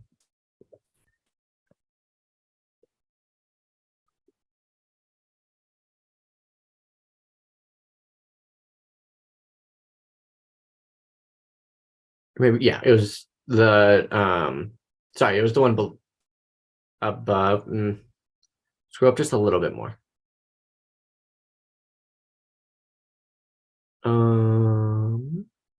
Was that the one about GPA? Yeah, that was that one. I think it's up a little farther. It's towards the front, I think. It's section 802, so it would be just below the one that we did before. Go up 3 sections. Okay, I couldn't remember if it was right above or right below the one we just did. So thank you, Senator Doyle. And so what's the dispute here? I know what it's about, but which committee wants to keep it in, I guess. University Affairs Committee changed it to a minimum Colorado State University to keep it the average of 2.0. That was the only dispute, is whether it stays within considered good standing academically or grade point average. And for reference to be considered like in good standing with the university, you have to have a 2.0. So we just didn't see the need for it to be a 2.25 and just to make it even across the board. Good standing academically also means that you cannot have plagiarized or have been found cheating on any of your assignments.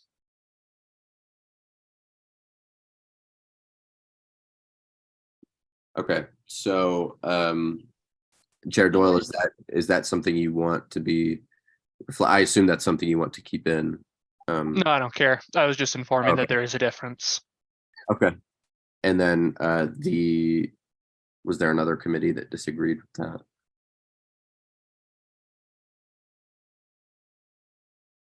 I think it was just University Affairs Committee that made this change, but I know this is something that we want to talk about as if it was in dispute.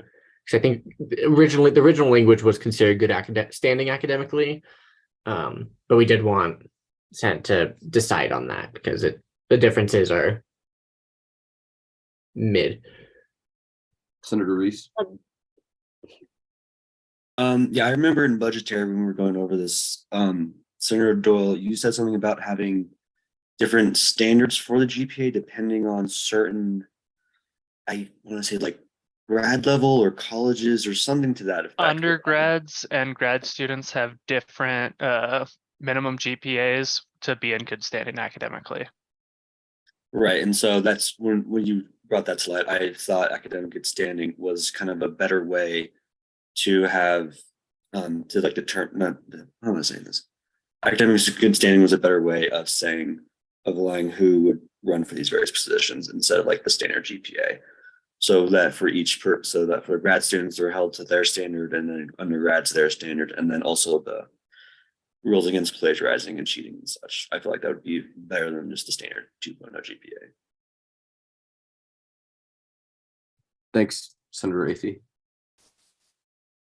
University Affairs talked vaguely about the plagiarizing part, but we also had the conversation brought up about the fact that often students get put into not good standing when just through like a glitch, or I don't remember who said this. I think it might have been Sherazan that said this, but someone said it. It's fine. That there was like a glitch. There can be a glitch that can put people into it, and then it's hard to get back out. And that was why we decided to make it be JPA and not. Someone else help me, because I don't remember entirely, but I remember that conversation being a thing. Yeah, it was basically that. It was just saying, sorry, it was just saying that sometimes the system isn't perfect. It can be a hard road out, and it can be a lengthy process out if you accidentally get put in there, or if you had a dispute that quickly ended, and it takes time for them to update the system. So that was basically that was the registrar's office isn't, or whatever office controls that, isn't always the best at updating it quickly, even if the situation was resolved. Chair Ritter.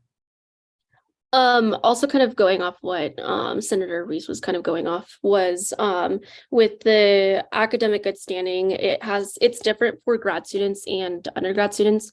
I don't remember exactly who said it in budgetary, but it was different. I think it was like 2.0 on a 4.0 scale for undergrad, 2.5 for grad students. And it also had to do with like the good standing of like cheating, that kind of probation and whatever. So it had to do with those things as well, unless anybody has any other like additional information from committee. But that's something that I do remember because it's different for undergrad and grad students and whoever comes into ASCSU. But I mean, that's just kind of bouncing off what exactly Senator Reese had said. So that's all I yield. Thank you. Okay, so I think the easiest way to vote on this is the vote we're going to take now is if you want to leave in where it says are considered good in good academic standing. So a yes vote would mean that you want it to reflect that. A no vote would mean you want it to be GPA 2.0. Is that clear for everyone? Okay, so if someone wants to make that motion.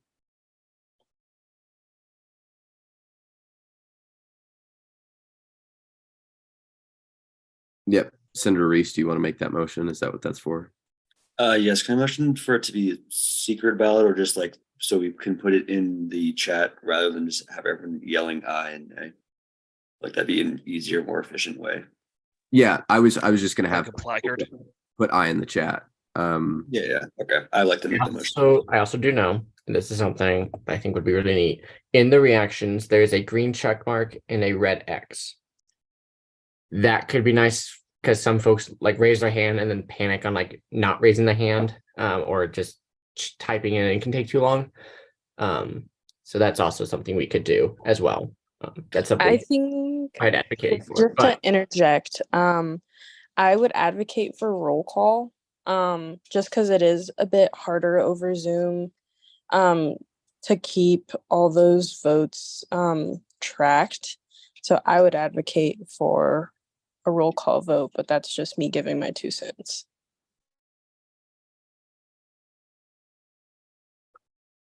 All right, so it really just depends on who makes the motion for which voting method. So Senator Reese, I think that's up to you. Speaker Pro Tempore, what were the reasons for the roll call again? Just because it would be hard to keep track of the checks and crosses?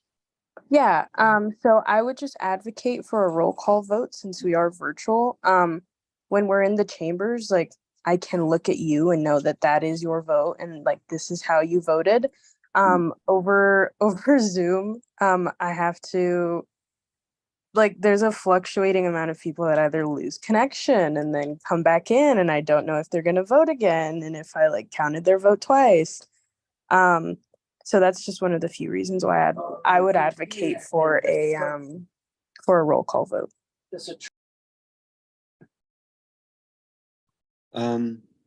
Okay, I'm fine with the roll call vote unless there's any objections. Personally, if people were to just type I in the chat, that would be an easy way of tracking it. Also my 2 cents, but I guess it's up to everybody else. I like just the chat method. Yeah. Before we do votes, can we quickly clarify what an I vote means and what a no vote means? Mhm. Yeah, so an I vote means that you want to keep where it says good academic standing. A no vote would mean that you support the GPA change. Is that clear to everyone?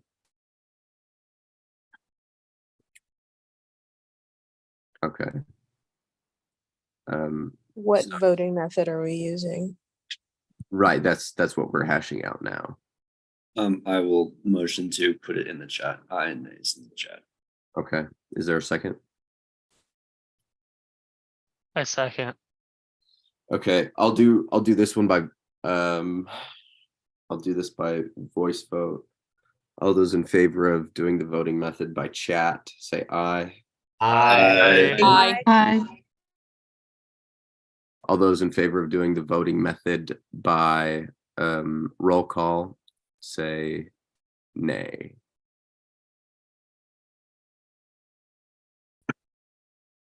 Looks like the ayes have it, so we'll do this by chat. So, just to clarify again, an I vote means that you want it to say good academic standing.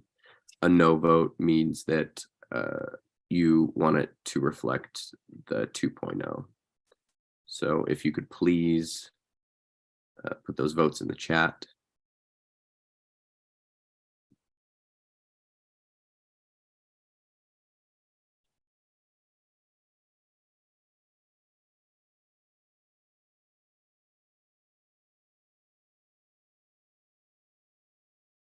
Great. And all those opposed, say nay. Say nay or no or nah.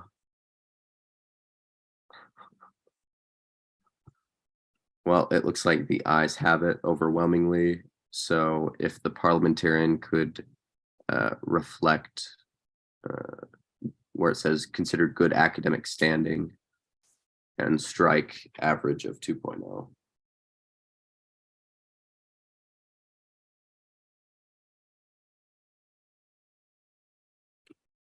Are there any, while the parliamentarian's doing that, are there any other points of contention in this Lex we want to discuss? Yes, 806 was the last one.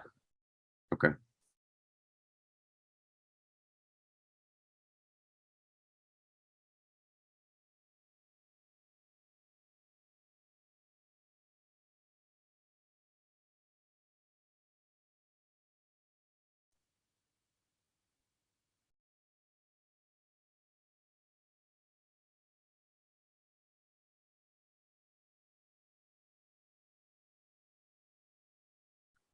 Great. And then what section was that again, Chair? 806. 806. Should be down 2 sections or 2 therefore clauses. 806 subsection, I want to say 9. Yeah, I think it's right there. So what was the point of contention here? Did you want it kept in? No, it's just that no other committee made this change. Oh, okay. So most of the committee changes were made on our end. A lot of the ones that we put in as contention were either direct like opposition changes or ones we wanted Senate to talk about. So Senate wants to talk about this one, but majority of the changes were made in my committee, and not necessarily like internal or DEI budgetary. So if we want to go over it, we can, but that's up to y'all. Is there anyone that's opposed to taking this out? If there is, we'll discuss it. Otherwise, we'll move on.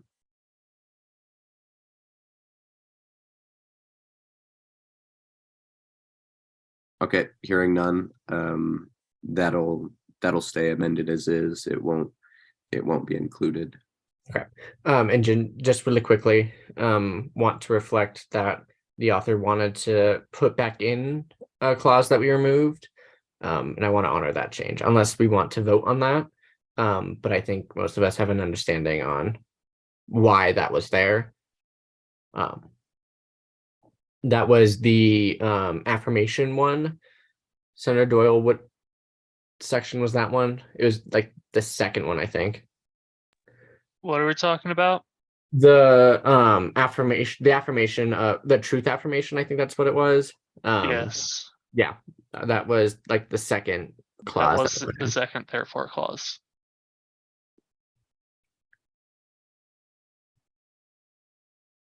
So Senator Doyle, you want to leave that in as it was?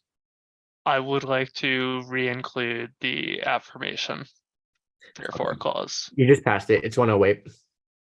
Yep, there it is. Okay. Yeah, you have the author's rights to reject that change and do that. Is there anyone opposed to that?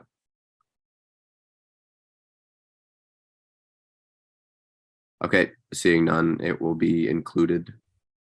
Vishnavi, just to save you a little bit of a headache, I can send you that entire therefore clause, so you can just copy and paste it right in instead of having to undo that. Actually, just kidding, because I think you can deny certain changes. I think. I don't know, but I can send you this entire therefore clause just so it's easier on your end. Yes, thank you, Chair Trout. Cool. Is there anything else before we go into discussion debate? No? Okay, so we'll now enter our discussion debate period on this piece of legislation. We'll do that with the first raised placard, and we'll have 10 minutes to talk about it.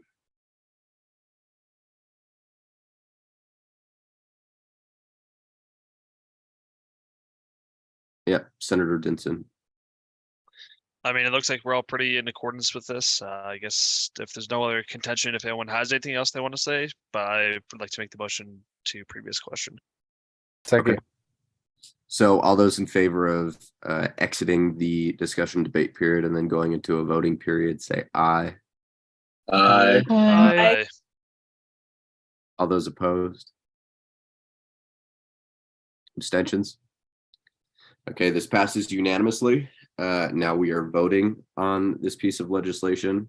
The default is by a roll call, but I would entertain a motion to do it by unanimous consent. I move to pass this piece of legislation with unanimous consent. I'll second that. Is there any dissent to that motion? Seeing none, this Lex passes unanimously. Thank you, Senator Doyle. I will say that this is its first vote, so it will need another vote next session to be completely added. Oh, it's in its second reading? Yes. Yeah, okay. Because we sent it to all the committee chairs, it just skips that. So it will need to go through another vote next week. Okay. Yeah, that's fine. Alrighty, so it did pass the second reading. We are done with all of our old business. That piece of new business that's on the agenda, conference committee has been having some issues compiling all the edits. And so we won't be going over that piece of legislation. So now we'll do ending roll call. Can I just motion to table it to next week? Or I don't even know if that's a motion. Never mind. Disregard. Postpone. Thank you. Senator Doyle. The thing about that piece of legislation is that it's, I don't know, it just depends on when conference committee gets done with it. I don't know if they'll be done with it by next session. So I think if we could just play that by ear. So I guess I'll just what I'll do, since it's mine, I'll just table it until conference committee gets done with it, and then I'll bring it up again. Now we'll do ending roll call. The clerk will call the roll.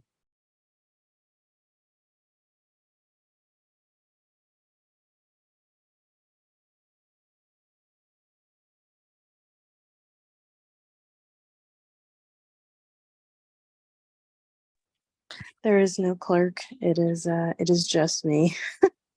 Okay, if you want to do the process of taking a screenshot, you can, or you could go through it again. Doesn't matter. I'm gonna leave that up to the body today. I motion to use beginning roll call as ending. I second that. Okay, all those in favor of using beginning roll call as ending, say aye. Aye. Aye. All those opposed? Nay. Abstentions? Abstain. All right, this motion passes. So now we'll go on to our caucus report. Women's Caucus, is there a report? Hi, there is not much to report. I took Tuesday off as mental health as I was not on campus due to car trouble. So I will still be rotating my way through the SDPS offices. And again, Women's Caucus is Tuesday from 4 p.m. to 5 p.m. Thanks. Have a good night.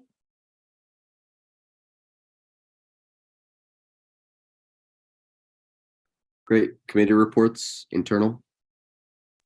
Internal affairs didn't really we had no agenda, and we still don't, because nothing new got sent to committee. But committee is typically on Monday, 2 to 3 p.m. in the Senate conference room chambers. Please show up. We do go over a lot of important documents. I'll be holding my office hours there from 2 to 3 until we get new business on our agenda. Thank you. I yield. Thanks. Budgetary. Hey y'all, how's it going? So I am Chair Mia Ritter. We had an emergency session today to discuss a bill, and we got all this. You muted yourself. So I am so sorry. Hi y'all, my name is Chair Mia Ritter. We had an emergency session today at 4:30, and so we got some questions answered regarding a bill that we're going over tomorrow. So I will not be able to chair tomorrow as I have some safe zone training to attend to. So my vice chair, Senator Theo Reese, will be covering and chairing that session tomorrow. So if you all want to come and pop by if you have time, that'll be from 3:30 to 4:30 in the ASCSU conference room tomorrow on Thursdays, every Thursday. So please come by if you can. Something that I wanted to share on my behalf from the judicial reports on behalf of my perspective from that report and on behalf of legislative cabinet. I wanted to take a moment to say something on my behalf from that perspective with the ruling of the legislative cabinet. As the Supreme Court has made their verdict, this is something that I want everyone to take a deeper look into and how our leaders within Senate are faced within these situations. I want everyone to see why these difficult decisions were made and why these processes were carried out a certain way. The unfortunate verdict overruled the legislative cabinet because we as leadership held ourselves accountable for what is in the best interest of the Senate body and student body as a whole. The things that we have faced is a few things with no communication to the legislative cabinet, but only towards the senators to cover their job for them doing their parliamentarian job for free. The parliamentarian is also still being paid for their job as they have not done the past 2 months, and the senator covering for them was not compensated for the 2 months. There is a complete lack of work from the parliamentarian previously, and that is affecting not only our small community within our student body, within our small community of ASCSU, but also our student body. I was very saddened to turn away some students today because our pocket pantry was empty and there was no food for them to take home. The reason why is because the reason why that it was empty because of the job of the parliamentarian to send bills to the student body president to sign for funding to restock pantries. However, the legislative cabinet did not know those bills were not being forwarded and everything has been backlogged because the parliamentarian is the only person that has access to those emails for those bills to get sent to. The parliamentarian informed us that they would be back for the February 8th session and had access to work virtually as they claimed that they were in Denver, but instead communicated with another senator to cover for them instead of communicating with legislative cabinet these past 2 months. The parliamentarian did not complete any of their job descriptions for the past 2 months until last week, until they finally informed us and submitted an email to the legislative cabinet of their official resignation, and we gave the parliamentarian the opportunity to defend their position. As the legislative cabinet, we reached out beyond our Senate space to other branches and our advisors to help us with what our next decision would be for holding ourselves accountable and making sure that we could go through with any termination because it was negatively affecting our Senate and student body. We made this decision collectively that was beyond our knowledge as a cabinet to ensure we made the correct decision. Along with our parliamentarian, the Speaker of the Senate, Speaker Pro Tempore, Recruitment and Retention Officer, Budgetary Affairs Chair, University Affairs Chair, DEI Committee Chair, Internal Affairs Chair, and the Women's Caucus Chair make up the entire legislative cabinet. According to Robert's Rules of Order, which is what we as a Senate fellow, lets you remove your own body at no less than a 2/3 vote. Us as a legislative cabinet removed our own member in a unanimous consent. Of course, we wish we went about a better aspect through this process, but I want everyone to look at this as an example in the future. Now we know even though we are absent for 2 months, being paid, and someone else doing your job, there are no repercussions. There's no accountability. How does this set an example for everyone here, and how are we supposed to hold ourselves accountable even though we're overruled? Ultimately, we held ourselves accountable because we attained outsider perspective within ASCSU rather than just as a cabinet alone. We as leaders made this decision to ensure that we held each other accountable and want everyone to know that at the end of the day. Thank you everyone for your time. University first. University Affairs Committee last week looked at Lex 5206 as well as the Lavender Cabinet Bill. This Friday we will be looking at Speaker Pro Tempore Caso Perez's her bill. Sorry, just a little mentally out of it today. If you have any questions related to that bill, I know she can't make it, but if you have any questions, please let me know so I can ask, so I can present those to committee. We had an emergency session and it lasted like 2 minutes because we got through the Constitution amendments a lot faster than I thought we did. So I appreciate everyone for that. I also wanted to join my colleagues and express my disappointment in the decision of the Supreme Court. A unanimous decision made by Senate leadership has been overruled, and I feel this is a good time to remind ourselves why we are here and why accountability is important. We talk within the space of holding each other accountable. It's a word that's thrown around a lot and everywhere these days because we like having folks in power, having them be accountable. Yet when we actually need to hold members accountable, the space has historically been a place that has made it difficult to do that in a humane and effective way that leaves meaningful change. I also feel it's important to remind folks that almost everybody within Senate leadership is paid to be in these positions. Sorry, Chair Schumer, you're a caucus chair, and caucus chairs do not get paid. I'm so sorry. And as a result for that, we have additional responsibilities, and each member of the legislative cabinet is essential to ensure the administrative duties of the Senate and to make sure that behind the scenes, the Senate is able to run smoothly and as a well-oiled machine. The Parliament, some of us are committee chairs, some of us are the enforcer of laws, and some of us send out legislation. The parliamentarian does work that is essential to the Senate, and the Senate's bread and butter. That is legislation. They are supposed to be holding conference committee. They ensure documents are accurate, and they are supposed to send bills to the president to be signed. As expressed earlier, there is a backlog of bills because 2 months haven't been updated. Because of this, members of legislative cabinet have had to add on to the additional slack, which has started to hamper our abilities to operate within our own job descriptions itself. which has become a stress on the team. And it's something I hope we can move forward from this. But in future, I do hope we can grow from this experience and in future better know how to handle these sorts of situations where accountability is needed. And I personally will continue my dedication to ensure that transparency and accountability is of the utmost importance within this space. I want to thank everyone for your time on this, and I yield the rest of my time. DEI affairs. Slay. Okay, hello y'all. Save the best for last of per usual. DEI usually meets on Fridays from 4 to 5 p.m. In the Senate chamber. We looked over I just had the tab voting rights and chairship and then the lavender cabinet bill. But we did have to table the additions to bill 51 ... I don't remember the last two numbers. So I could go and talk to Kim and get some presentation or something because I know she's unable to attend. But just like my other fellow LC members, I would also like to give a statement regarding the Supreme Court's decision.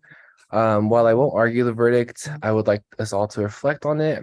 As a collective, the legislative cabinet had to decide to follow through with the removal process for several reasons. One, there was a lack of communication to any member in Senate leadership.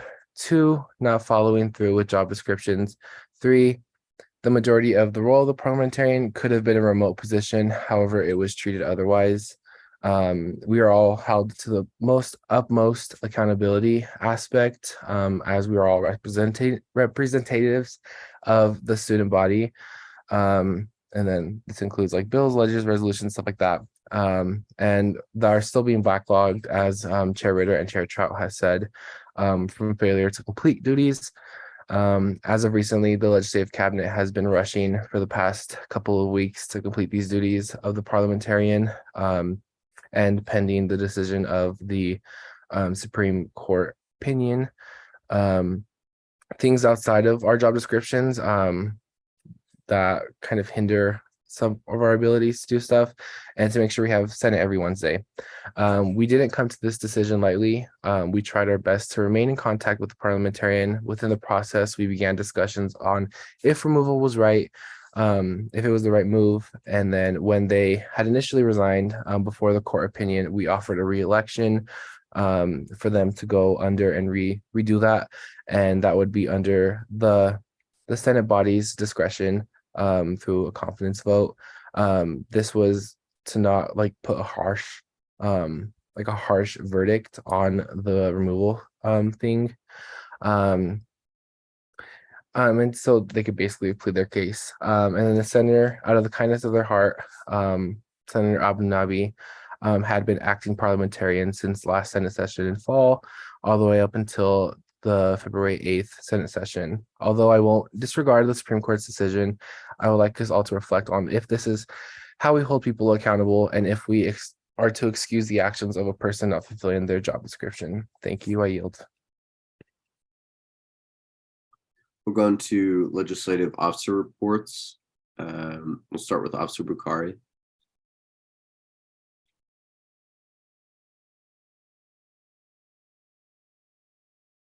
He appears to be driving, so I'll go to Speaker Pro Tempore Caracero Perez. Hi, y'all. Just to echo off what the rest of legislative cabinet has said, this is not a decision that we came to lightly, and though I also won't disagree with what the Supreme Court has said, just that accountability, and I think that accountability reflects not just in us, but how we treat each other.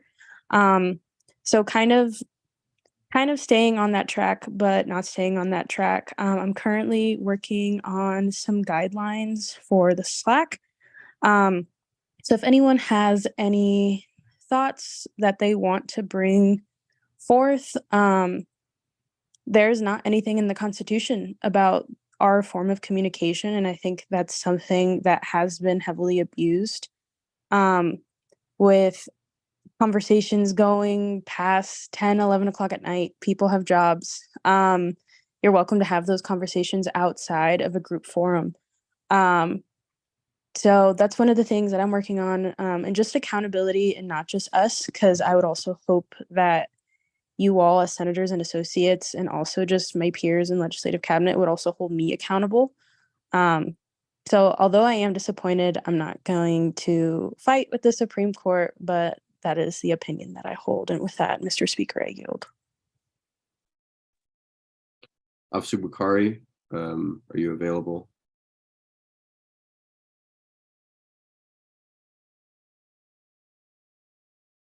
I see you.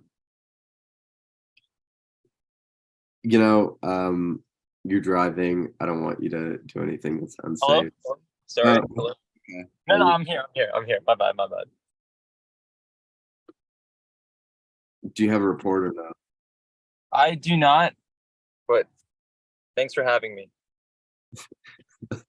Thank you, Officer Bukhari. And then Parliamentarian Sanarakar, do you have anything? I will give my report in the Slack channel. Thank you. Okay. I made my statement at the beginning. So that's all I will say about that. I really don't have much else for you. I'm going to meet with legislative cabinet on Friday to discuss what we're going to do for next week, just so it's on everyone's radar. Next Wednesday, well, next week is Holocaust Awareness Week, and be self-funded like it has funded for past however long it's been done. The Holocaust Awareness Week, and part of that is a kind of keynote address, not necessarily a keynote address, but just a talk with a Holocaust survivor. I went last year, and it was an incredible experience. There are not many Holocaust survivors left. A lot of them are, and a lot that are left are up in age. So there will be a time soon where there will not be any left. And so the stories that they have to share are very valuable. And I think there's a lot to learn from the stories that they share. I took a lot out of it last year. The only problem is that when the Holocaust survivor is coming next week, it is on a Wednesday. I'd have to look and check what time exactly that is, but I'll talk to legislative cabinet regarding next steps. Just initially by maybe like the raise of the hand, who would be interested in going to that?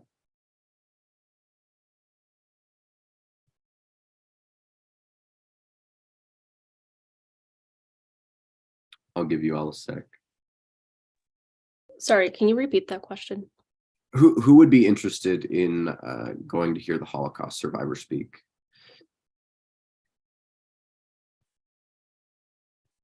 Give me just a second to look at when that is.